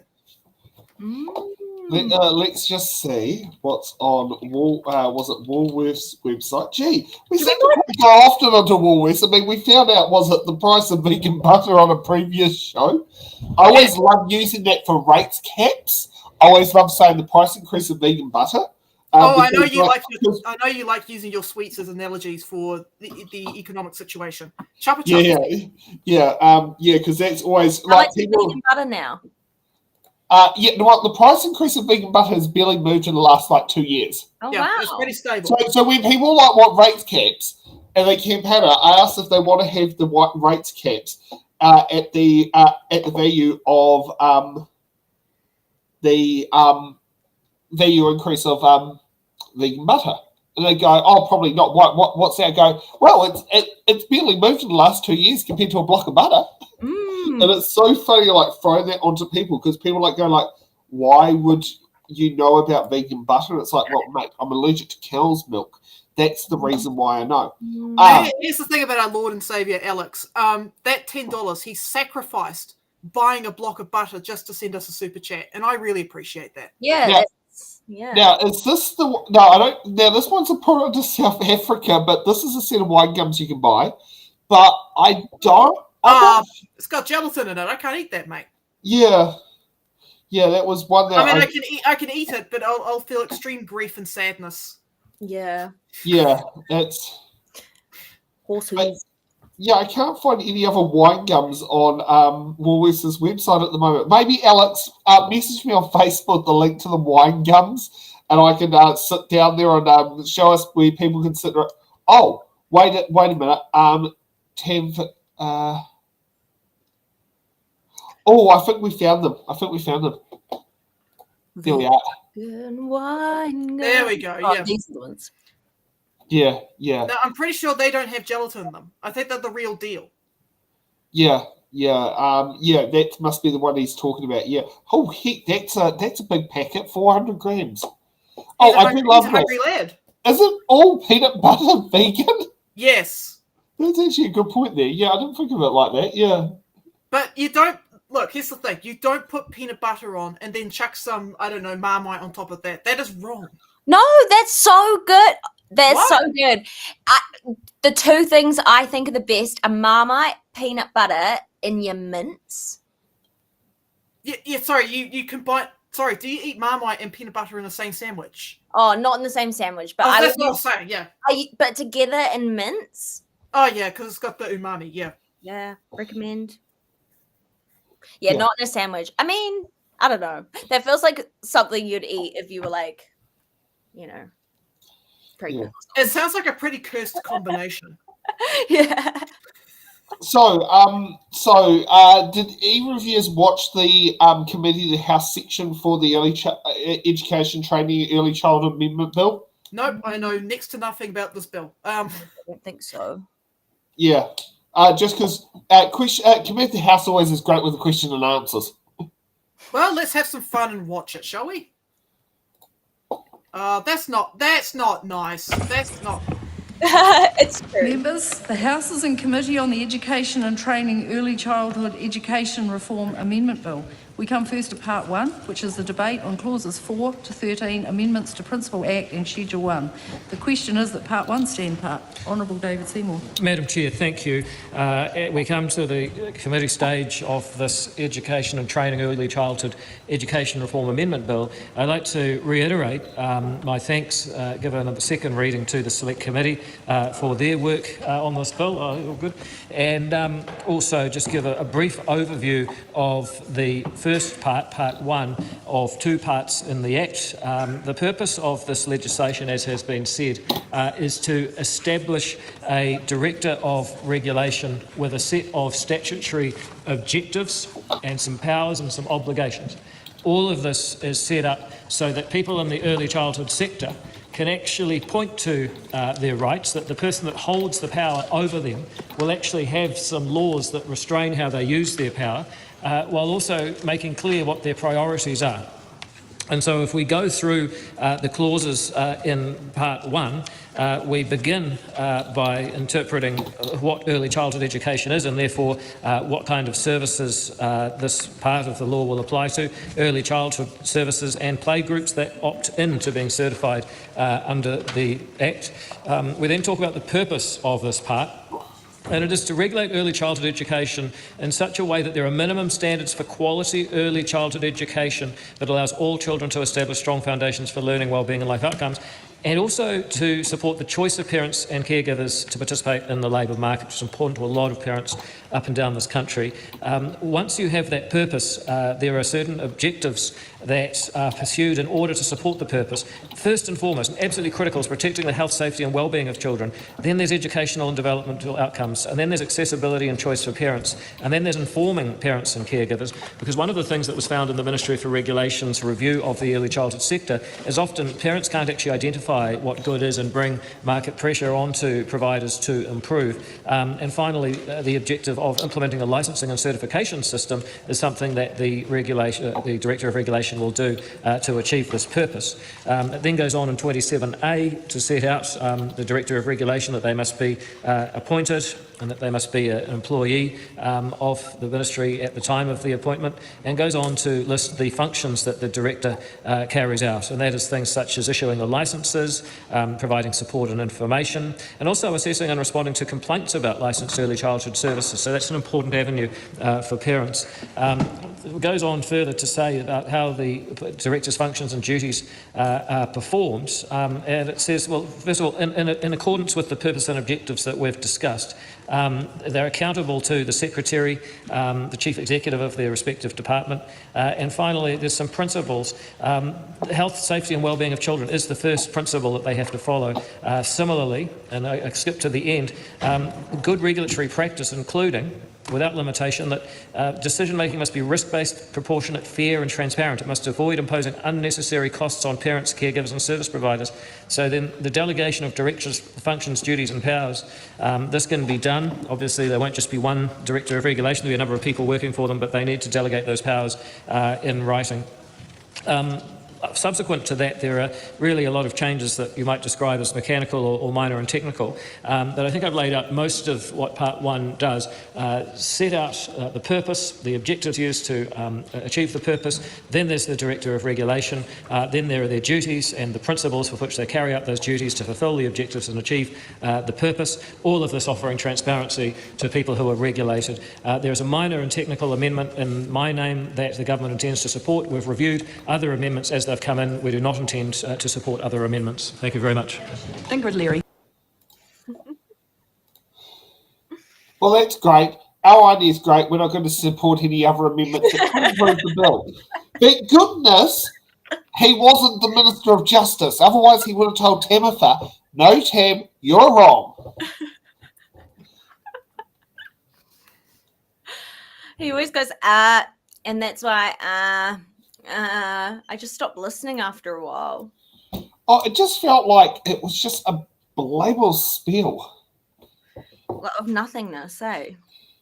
Did he talk about what the bill was actually going to do to improve education outcomes for young kids? Like, what is he actually like? I find that quite often he will resort to like quite technical aspects, like these are the changes we've made, and this is how we're going to tighten this up, and this is how we're going to do. But it doesn't really talk about what evidence he's got for the outcomes that he's hoping to achieve. Yeah, and also why is he so passionate about outcomes for children? I feel like particularly little kids in early childhood education. Like, I kind of get it. Like, sometimes people ask me, like, you're not a teacher. Why do you care so much? And I'm like, oh, well, I have worked with kids. I've worked in youth care and that kind of thing. I grew up in a foster family. I wasn't a foster kid, but my grandparents and my great-grandparents were all foster parents. And all my aunties were. So I've grown up around kids. I've got a vested interest in it. But I just don't understand why he does. I don't get why. Well, it's interesting with the fact that his Associate Minister portfolio is early childhood education, which is the biggest sector that has of the private part of our education system is in ECE. Yeah. And it's interesting that that's where he's the minister responsible for. Even though I do know that at like free kindergartens in Tawa, they all hate him.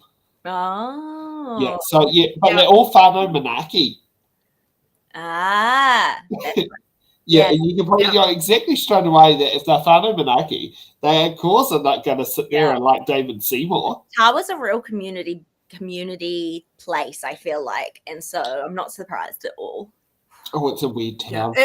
As someone who kind of went to a private, like, early child care centre, like what I said, the Dutch Reformed Church, I've learned from that, having like a little kid, I've been like 2-3 years old. I don't want kids going off to charter schools and getting beaten. Yeah. Right? Or anything like that. I don't want weirdos teaching kids. No. Wait, isn't there like some US states that still allow corporal punishment? Like like Alabama or Louisiana? Yeah, it's like I get really nervous when it comes to David Seymour and charter schools, especially when I see him, giving Destiny Church the thumbs up to start their own charter school system. I'm like, bro, what are you doing? Gloryville thrives. This is how you get more Gloryvilles. Yeah, it's like, having had family that's gone through kind of like ultra conservative Christian young children education, there are some people you don't want around your children. Yeah. Standards are there for a reason. Yes. And sometimes you don't want Tim Jargo changing your children's nappies. No, I don't want, no. That's our like worst case scenario one we keep doing is, Yeah,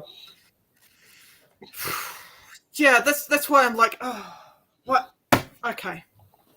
I have no words. So, shall we hear from Ingrid Leary on her first possible attempted amendment and question to the minister? Yes. With his response. Sure, why not? This will help. This bill purports to do, in his view. Labor strenuously opposes this bill because it doesn't do what it says on the tin. It talks about facilitating early childhood education reform, when in fact what it does is it has a very strong labour market focus, and it doesn't. Sorry to interrupt the member. Can I just ask members to refer to the clause Yes, that sure. you're speaking to? What I was doing, Madam Chair, thank you for the guidance, was just about to talk this committee of the House through Labour's approach to this, because I would like to, when I come to my questions on clause 4, given that the Minister has given an overview, I would also like to give an overview of how we plan to approach this, if I may, because the Minister himself has raised the purpose of the bill, and he's talked about the effect of that, and it will be our view, and as we interrogate the clauses, to show that actually there is a denigration of children's rights, and we will be doing that through part 1. He's also talked about minimum standards. We will be interrogating the Minister about how those standards are upheld and what safeguards there are. He has also mentioned the complaints procedures, and through the parts related to that we will be asking for the processes that are involved, and also the vulnerability of the Crown to judicial review. And as I said, he has mentioned the purpose, and we will see clause by clause how, in our view, the purpose and the drafting does not align with the purpose, and therefore we have a number of amendments that we would like to table to make the drafting align further.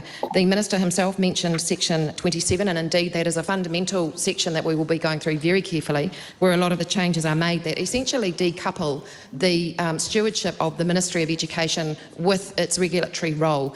This goes against the OECD best practice, and we will be referring to that in some of our questions, wanting to understand how New Zealand will be aligning itself with OECD countries, given the decoupling goes in the opposite direction of what the OECD recommends. The Minister has also talked about health, safety and learning as priorities. We will have amendments relating to that, and a very strong focus on Māori and Te Tiriti. We are wanting to understand and get on the record for Hansard as well, not only why Te Tiriti is not mentioned, but there seem to be implicit references in parts of the bill, and therefore we'll be asking the Minister if in his view Te Tiriti is implicitly to be considered when this bill is applied.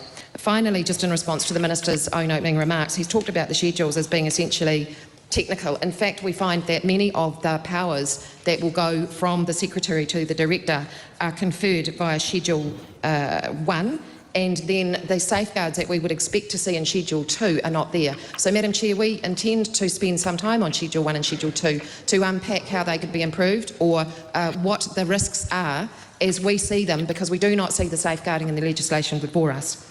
Having said that, and being aware that it is a committee stage, I'll now turn to clause 4 with my specific questions, which are around, clause 4 is really around definitions, as the Minister has said. This question will come up in relation, I think, to each of the clauses, because we heard from many submitters that there are no Te Tiriti obligations, so we want to understand why Te Tiriti is not mentioned in section 4. We also want to know what advice and evidence he sought on the impact on tangata whenua education. We would also like to understand what the Minister thinks a playgroup entails. What is his definition for a playgroup in section 4, part, I think it's 1, subsection B? He talks a playgroup that opts to be certified.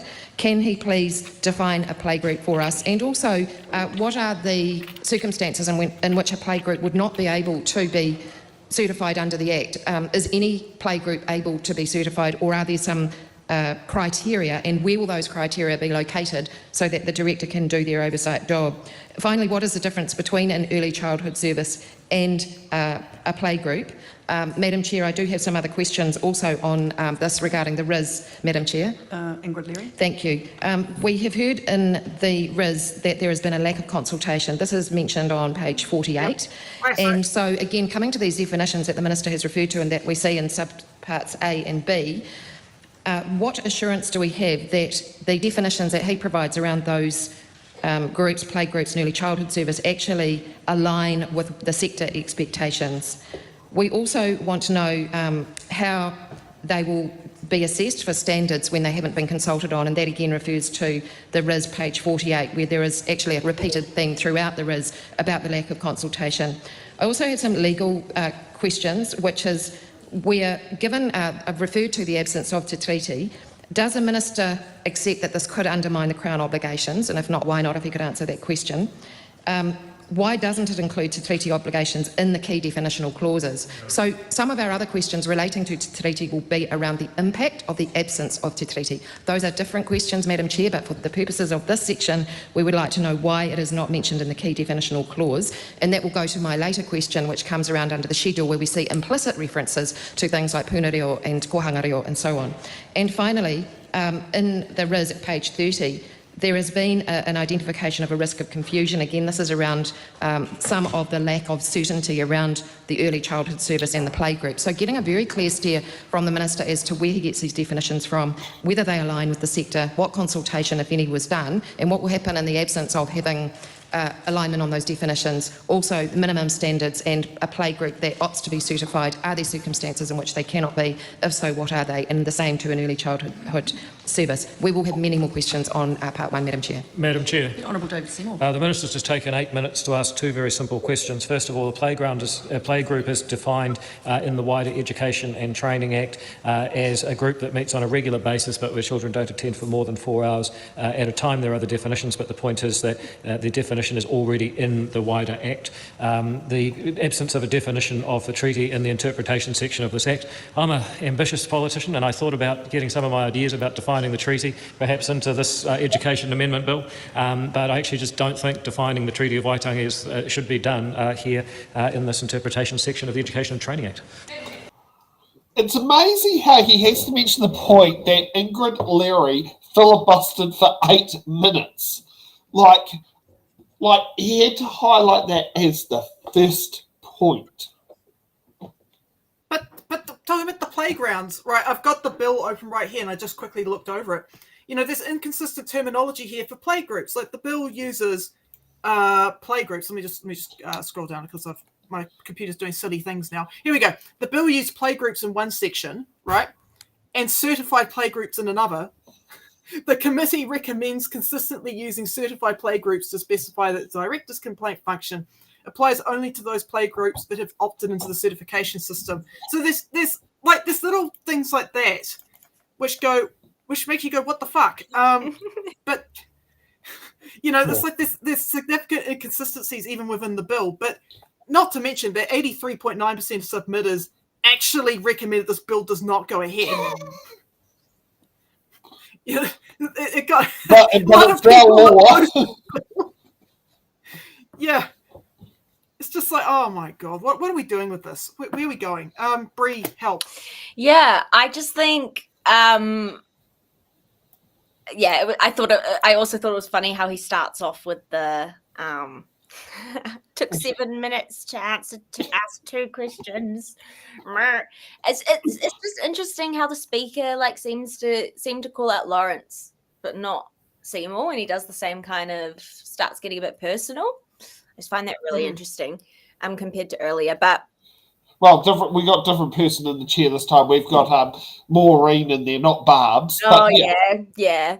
I just it's just the standards seem different across people, which is just really annoying. Sorry, Greg O'Connor's the most interesting one to have as a speaker. He seems to come across as the most fairest. Yeah, but I mean, it's fine. I was just reading the comments the whole time laughing about the Riz. The Riz. Sorry, what Riz says David Seymour? Yeah. Oh no, yeah, we know that David Seymour is allergic to Riz because they always show that he's wrong.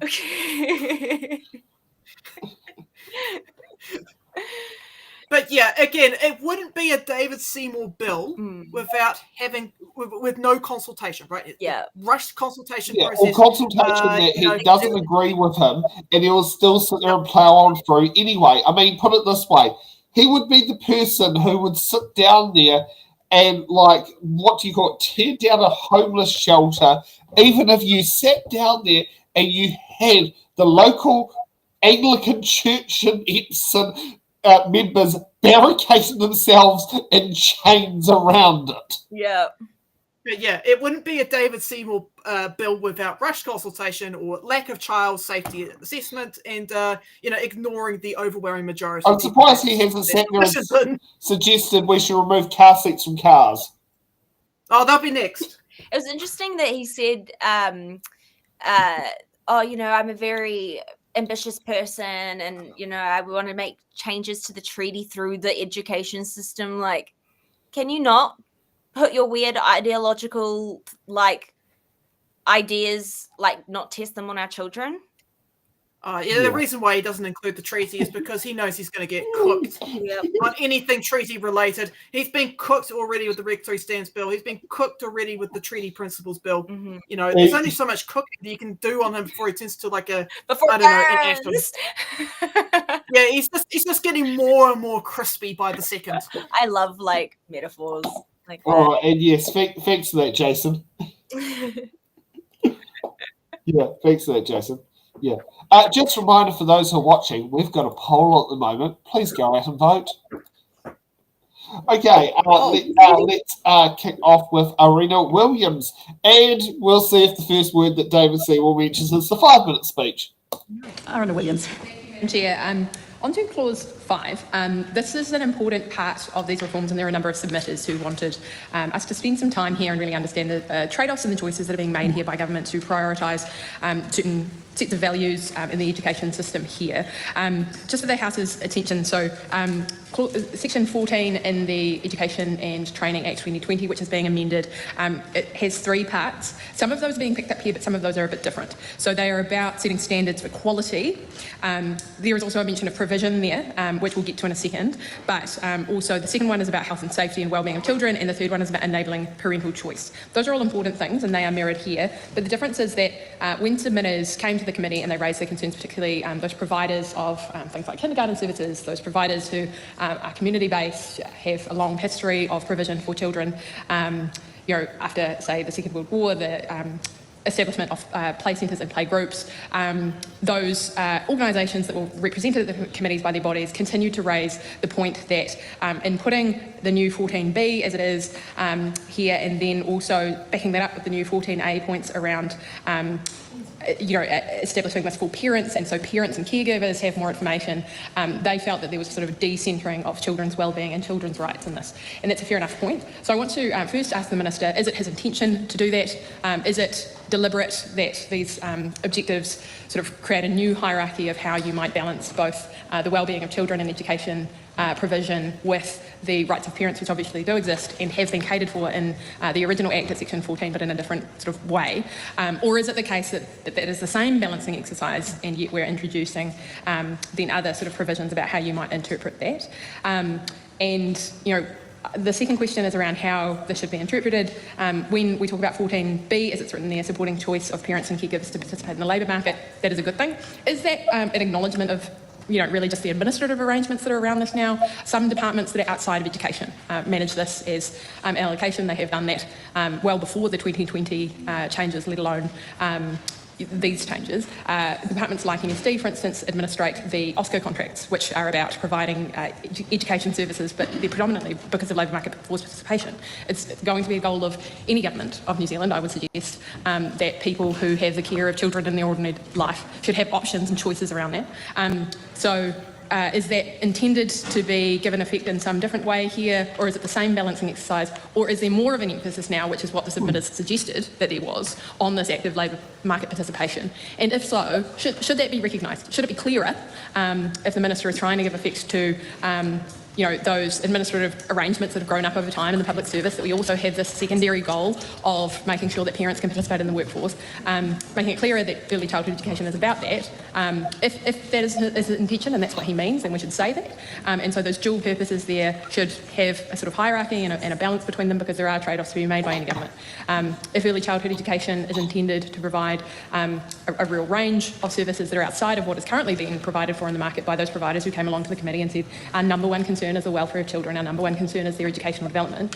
If it is the intention in New Zealand to have another sort of service, which is more like the OSCO services which are available to older children, where that is predominantly around active labour market participation of parents and caregivers, then should we be setting that out more clearly here? Those are my two questions. I have more on that. Madam Chair. Honourable David Seymour. Can I quickly address these two questions in relation to Section 5, the new Sections 14 and 14A? The member asks what is the government's intention, having twin purposes for the Act. One is to implement minimum standards for quality education for children, and the other is to support choice of parents and caregivers to participate in the labour market. I think it's clear to most people that early childhood education policy has those objectives now, has for a very long time. Successive governments have introduced policies to boost that. What we're doing here is putting in statute law that those are the things, that the purposes that the Director of Regulation for Early Childhood Education should be following. I can't make it any simpler than that. Those are the widely acknowledged objections. We're putting in law that the regulator must take heed of them. Then there was a question about whether new Section 14A for Alpha, D for Delta, by providing information to parents and caregivers, the member described that as decentering children's rights. Well, a couple of things in response to that. Number one, that comes 3 paragraphs after paragraph A, which says protecting the health, safety and well-being of children is the first objective in the list. But second of all, I don't know if the members met any 3-year-olds, but one of the best ways to help them is actually to ensure that their parents are enabled, because most 3-year-olds are quite dependent on their parents and caregivers. So by informing and helping them, we actually are centering the child. We could, of course, give all the information direct to the 3-year-old, but I don't know, they might eat it or something, and that wouldn't work so well. I think Arena Williams has probably more 3-year-olds than David Seymour, considering I think Arena Williams is a parent. Whereas, like my gut feeling is Arena Williams is a parent. David Seymour, on the other hand, he probably's only met children, 3-year-olds on their best behaviour. You know what? I'm going to just address chat here for a second. You may think Brie's choice of peanut butter and Marmite is weird, but come on, guys. This is beyond that in terms of weirdness, like what he's just said there. And also, come on, like, how weird is the statement in the bill to support the choice of parents and caregivers? Right, let me just open this up. To support the choice of parents and caregivers to participate in the labour market. Like, we're talking about early childhood care and education here. Why are we talking about it as a labour market tool? I don't know. Are these kids going to be? Are these 3-year-olds going to be going down the coal mines soon, cleaning chimneys? But a labour market tool is a resource that provides data and analysis to understand the current state and trends of the job market. What's that got to do with early childhood care? So find how many 3-year-olds are still wearing nappies? Yeah, so we've got to find out the quality of the nappies they're wearing. We've got to figure out, what baby. Are they wearing Huggies, or are they wearing what other nappy brands are there? I don't know. I don't have kids. I'm just as ignorant on nappy brands as David Seymour. Yeah, that was a weird thing to say, man. What a weird thing to say. That's weird. Maybe out of everyone here, I don't know about Brie, but I've got plenty of experience with 3-year-olds. I've come from a very big family. I literally helped raise my younger siblings. Yeah. But this is beyond. This is just weird. This is weird. This is a weird bill. Yeah. I'm at the point in my family where they're all like my generation starting to have babies. So we've got a lot of babies at the moment, which is really fun. I love it. But got lots of nieces and nephews. It's still just very weird to say that to someone. Oh, at least you have a chance to be a good auntie. I put it this way: myself and my 2 brothers. Put it this way: we are open to the possibility that Grandma will have a great-great-grandchild before she has her 3rd great-grandchild. Wow. Because the fact that Caitlin is 4 years younger than Hayden as the oldest great-grandchild. We're open that could be a possibility. Wow. Just because, Caitlin's couple of years, younger than you. Yeah. And it's she's just finished university, so it could happen. Could happen. Either way, I'm going to say by just that sentence alone, I'm a bit cautious having David Seymour around children. Yeah, and you might see them as a marketing opportunity. I don't know. What the fuck, man? Can I sit there and got a great thing to say? How do you like this fire engine here? It can play noises such as a siren. It's got 2 lights that flash at the front. Yeah. Actually, I wonder, how did he handle things with the asbestos and the Play-Doh thing that happened last week? That's so screwed up. My grandma was Oh. talking about that. She was like, those kids are going to have, like, they could have health issues when they're adults, you know? Like, they could Well, have if they cancer. you know what he just said? Kids put things in their mouths. Maybe that's the only thing he got right when in that entire statement. But yeah, I worry for the kids' health too. You know, you seen kids with Play-Doh? Mm. Actually, the interesting part is when he did this speech was before the incident occurred. Yep. Because this was 2 weeks ago. Yeah. Okay. Yeah, this is why, ladies and gentlemen, for all the libertarians that may be watching this on Facebook, I don't know. Hello. But as a libertarian myself, as a left-wing libertarian, not a right-wing libertarian like he is, but as a left-wing libertarian, this is why the red tape exists, so the kids don't get cancer. Yeah. Yeah. Or, well, put it this way. Here's something else to be in there. I'm not sure it's 47 or 48, but the school terms were closed for 6 weeks to stop the spread of polio. What would happen if we had a similar style outbreak that attacked children now go through our schools? Will we have David Seymour trying to push to let it rip through the schools? Yeah. I don't know. What did Brooke Van Velden say about COVID? She said we're looking after too many people or something. More people need to die. I can't quite remember what it was. So much more important than that. And the kids will just have to go to school anyways. And just too bad. Yeah. Yeah. We've got to get those attendance rates up. Yep. I don't care if the hospitals can't handle it. Well, the way they're going, Yeah. I don't think they've got a plan for the next pandemic. I think they're just going to hope like hell it's not going to happen. Oh, health and safety, that's a red tape. Yeah. It's another flu. I can picture Brooke Van Velden standing outside Wellington Hospital, sitting there criticising the use of masks. I don't know what they're thinking half the time. I'm actually I don't want to know. glad we haven't had like a really bad pandemic or anything while this government's been in, because I genuinely think they wouldn't know what to do. I wonder if we would have an Andrew Cuomo situation. Yeah. I really do. I'm sure they'll find a way to say the free market will fix it. I don't know. Yeah. Okay, let's go on to someone who actually has a bit more experience in education, Dr. Lawrence Zunan. Lawrence Zunan. Madam Chair, thank you for the minister's response, and I love the fact that the minister is telling literally a mom of young children about what is it like being a parent of young children. I'm sure that is something that Alana Williams will have more to say on that. But I want to pick up on something the minister has said, and I want to start with section clause 5 as well, because it is an important part of this bill, along with the Directive of Regulations and also regulations of ECE in general. But just to kind of looking at this first part, now broadly, I see the intention here of separating our purpose and objective, and we've seen that as well in terms of some of the other legislations, particularly in terms of some of the board objectives we saw in the bill that was passed last week. But what the minister said was interesting to me, because 14B, the support the choice of parents and caregivers to participate in the labour market, is not in the existing legislation. That is new. And I want to know from the minister, and it's a very peculiar one, because this is saying that the purpose of ECE is to ensure that we free our parents to go and work. It's what we're looking at there, which I thought is a very interesting. It's a very interesting purpose in education, because there's no other part. I mean, unless the minister can quote a specific section, there's no other part of the Education and Act about parents working in job. Like that is not even covered within the overall purpose of the Education and Training Act. But while that is what a lot of parents have to do, and acknowledgement, and I do acknowledge all of the parents who are in this house at this stage, and then, and all of your spouses who are also having to, and partners who have to work and have to ensure that the children are going there. But what it also means by this singular clause is to treat early childhood education not as a place where tamariki learn and develop skills, but essentially treating as a babysitter, essentially a nannying service.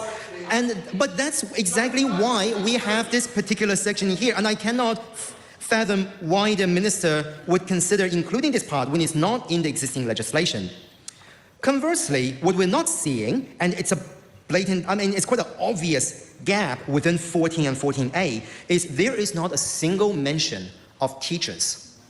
And there's not a single mention of the resources and support to teachers who are working in ECE to ensure that a lot of these does take place. I agree that parents do perform an important role in all of these, but in terms of providing some of these, teachers and also performers are an important role. So I think I would have, if we're sticking to a separation of purpose and objective, providing clarity, I think that's, that I understand that. But I would ask the Minister to consider my amendment that that 14B, support the choice of parents and caregivers to participate in the labour market, isn't actually something that is needed within this section, especially when it's not in the existing legislation. Furthermore, I would ask the Minister to start with by considering my amendment, which does say supporting teachers and qualified teachers and workers to ensure that they are well resourced and supported as part of objectives. I'm not asking the Minister to include it in the purpose of Part 2, I'm asking the Minister to include it in 14A under the objectives. So I'm going to start with those two, of a peculiar inclusion of 14B and what is the intention of that, and why in the purpose and objectives, why are teachers not mentioned at all? Madam Chair. Honourable David Seymour. If the member had listened to the debate, he would have heard my earlier answer. 14B is being put in legislation because it reflects the simple reality that many New Zealanders actually do send their child to early childhood education so they can go to work. If the member seriously doesn't think that's what happens in New Zealand, I don't know where he has been. Certainly not listening to this debate. I won't repeat myself again on that topic. He then asked, why do we not include teachers? Well, very simply, this is about children. This is about getting outcomes for children. I know that there will be people who want the service provider to be put at the centre of the policy, but it's not. We're doing this for children and we have no intention of supporting the member's amendment. Well, that just sounds very dismissive from David Seymour. We played not to support the member's amendment. Sorry, but what the hell did he just say? Like, children go to early childcare centres to prepare for work. Like, what? so that their parents can go to work. Oh, I was going to say, it's like, seriously, that can't be.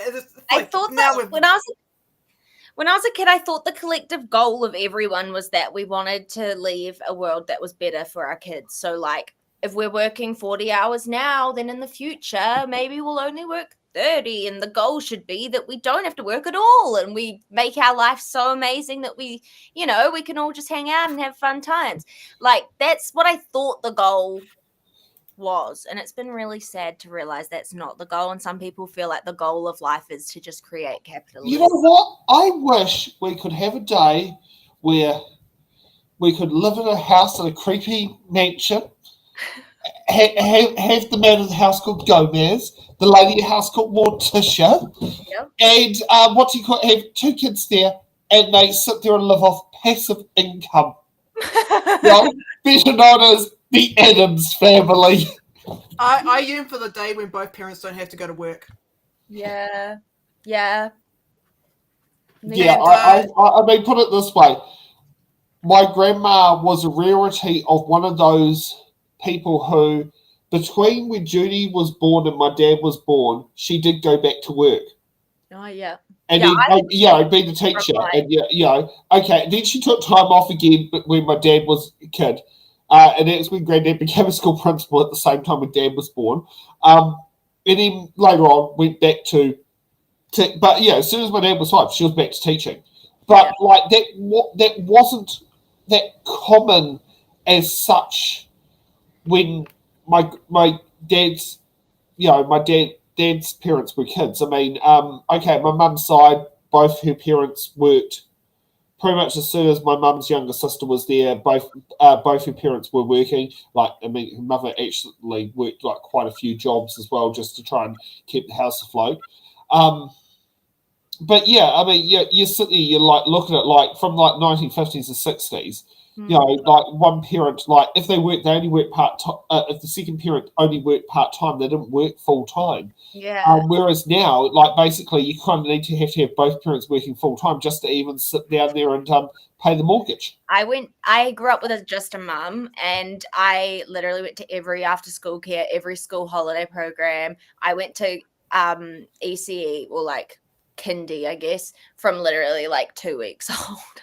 My mum gave birth and was back at work. So that was all. Well, I can certainly tell you right now that did not happen in my family. People have to do that Sure, David, but like that should not be the goal. That we should have bigger. I thought you were an ambitious guy. You said that earlier. You're an ambitious guy. Why are your ideas? Well, you can always be like Mr. Barbara Edmonds, who's a stay-at-home dad. But I'll be honest with you, if it wasn't for the jobs Barbara Edmonds had, that probably wouldn't have been achievable. Yes, yeah. I'm just glad that he wasn't. I'm just glad that I just misheard what he said, because I honestly thought for a second there he was proposing that early childhood care centres should be providing a pathway to work for children. I was like, holy crap, now we've gone full anarcho-capitalism over here. Yeah. Okay, shall we see what happens? So have no relation to Cameron Luxton, but Joe Luxton, who was the MP of Rangitata, but now is a list MP. Yes. Joe Luxton. Madam Chair, I just want to pick up on a point that the Minister raised there about 14B and the kind of unusual answer that he gave and said that he was not willing to repeat himself. Well, I wouldn't want him to repeat himself either, because that would be very tiresome to listen to. But my question that I would like to put to the Minister is, throughout the RIS, there has been constant referral to the lack of consultation. There's been constant referral to the possibility of being open up to future litigation, which we will probably ask questions about a little bit further on. But I just don't see the need. When the Minister said before about that people know that ECE is an educational service, but it's also known that parents use it when they are in the workforce, and they use ECE services, send the children to ECE services when they're in the workforce. So if that was something that everybody already knew, why is it so important to make it a specific purpose in the Act? Maybe you could take a call, no, maybe not, because I don't think I have anything worth listening to, but perhaps you could explain why then, if it was well known why there is a specific need. I'm asking the Minister, Mr Bates, not you, so please be quiet. I can't get my question to the Minister if he can't hear through your barracking. I'll go back. So my question to the Minister with regards to 14B is, if everybody knows that that's what was happening and occurring in EC, then why feel the need to make it a specific purpose of this piece of legislation? And also, given the lack of consultation out there, I noticed that there was some consultation undertaken as part of a review, but not direct consultation with regard to this piece of legislation, particularly with teachers, parents, which is concerning, and we will have more questions around that a bit further on. But also I want to know why the need to change the wording from supporting the health, safety out of the purpose and putting it into an objective when it doesn't really specify how to go about protecting the health and safety. I see some of this as extremely unnecessary. When, having come from the sector myself, being a teacher and also having been a centre owner, these things were never an issue, so I don't understand why the Minister feels the need to specifically tease these out, add these really unusual purposes in. So it'd be really great to be able to understand the Minister's thinking there. Madam Chair. Honourable David Seymour.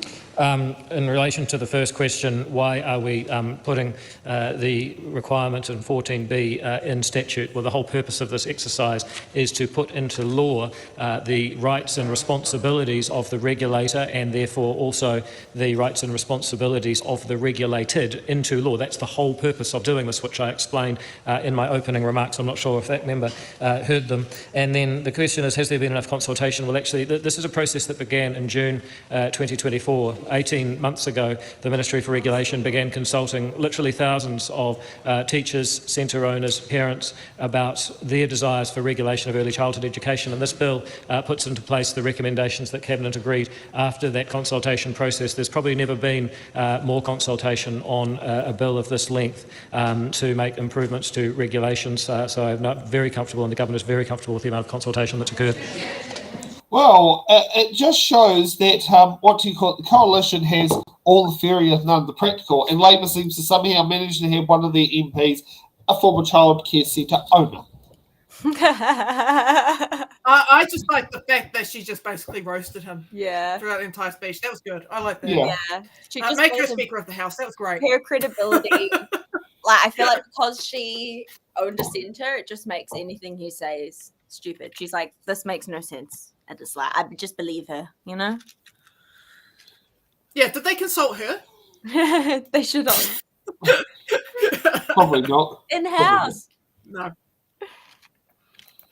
Yeah. No, I doubt that. Anyway, yeah, this is very, this bill is very cooked. He's like, lots of consultation. This no, as far as I could see from the Riz, there wasn't significant consultation. So the fact that he said lots of consultation on this bill makes me very concerned about what he deems to be consultation. Yeah. But yeah, again, it wouldn't be a David Seymour bill without consultation, without no consultation. There you go. So I wonder if Zulu Kilo Papa India Golf will be requesting permission to land at Wellington Airport, better known as a New Zealand registered flying pig.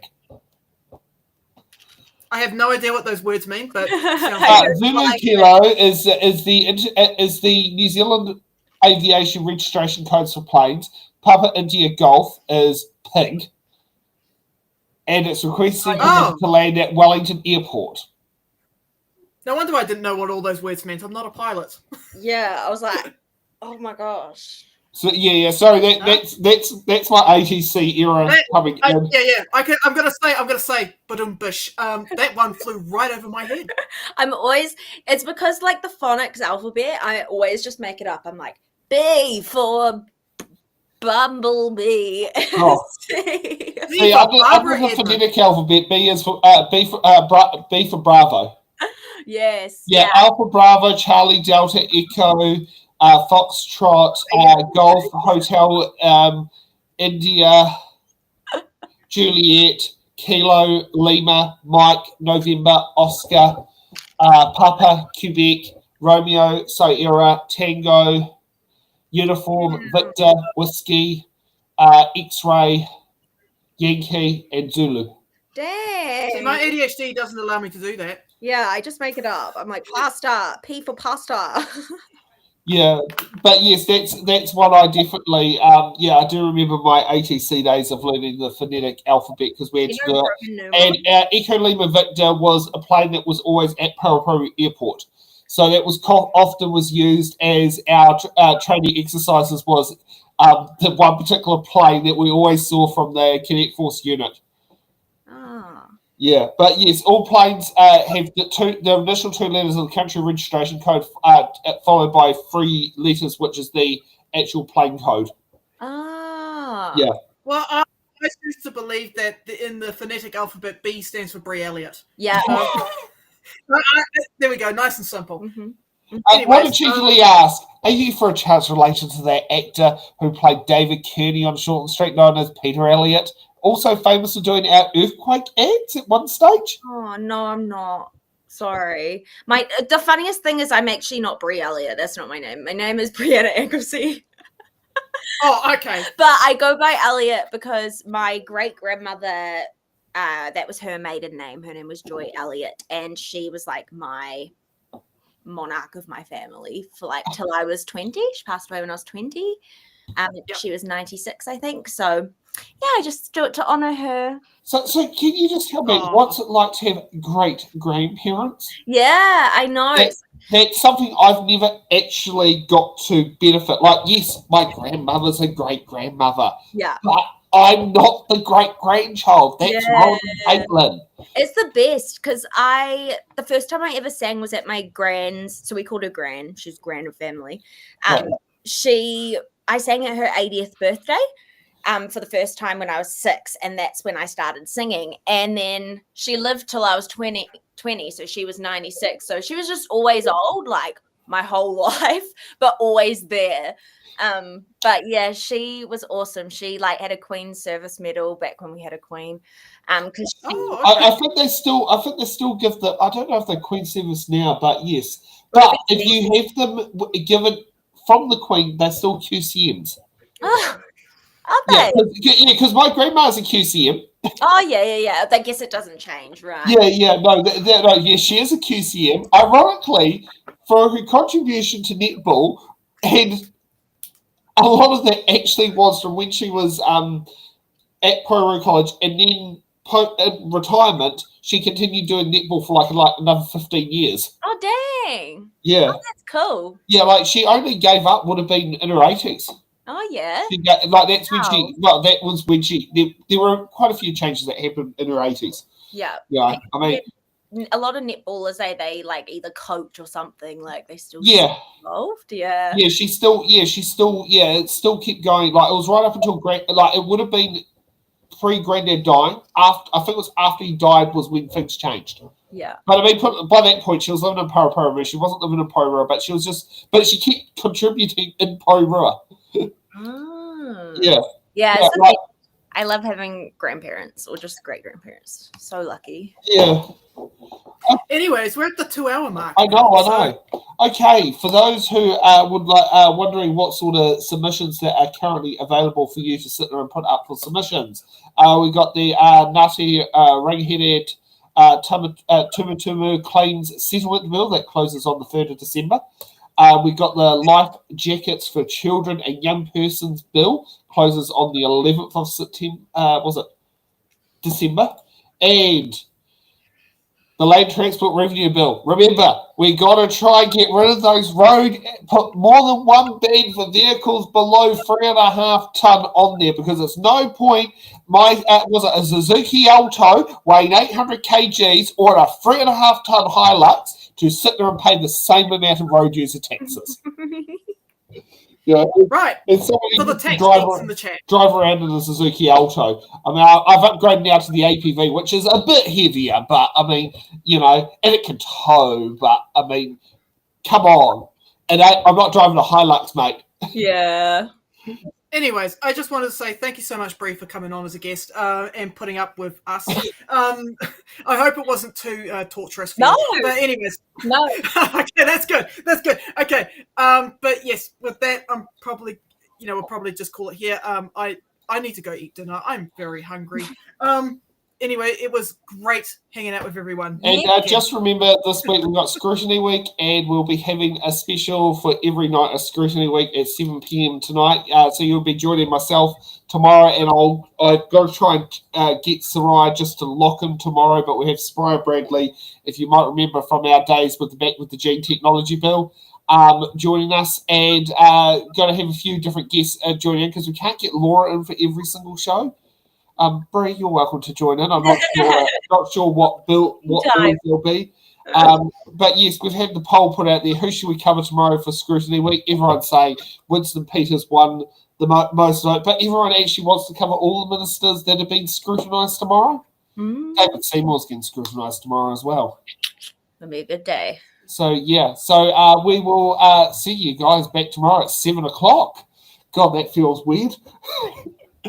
Yeah. So okay. Thanks for having me, guys. I'm gonna eat dinner now. Yeah. Have a good evening. Thank you, Brie. All right, take care. Thank you. Bye. Bye. Thank you for watching The Order Paper, your express ticket to the New Zealand House of Representatives. Every episode, we unravel the complex world of legislation, debate, and democracy. From bills to select committees, we've got it all covered. From our team of political commentators who will dissect and explain what's happened so you can remain up to date on what's happened in the Aotearoa, New Zealand Parliament. To support our channel, you can become a Patreon member at patreon.com/itsinthe ballot. The Order Paper podcast is brought to you by It's in the Ballot.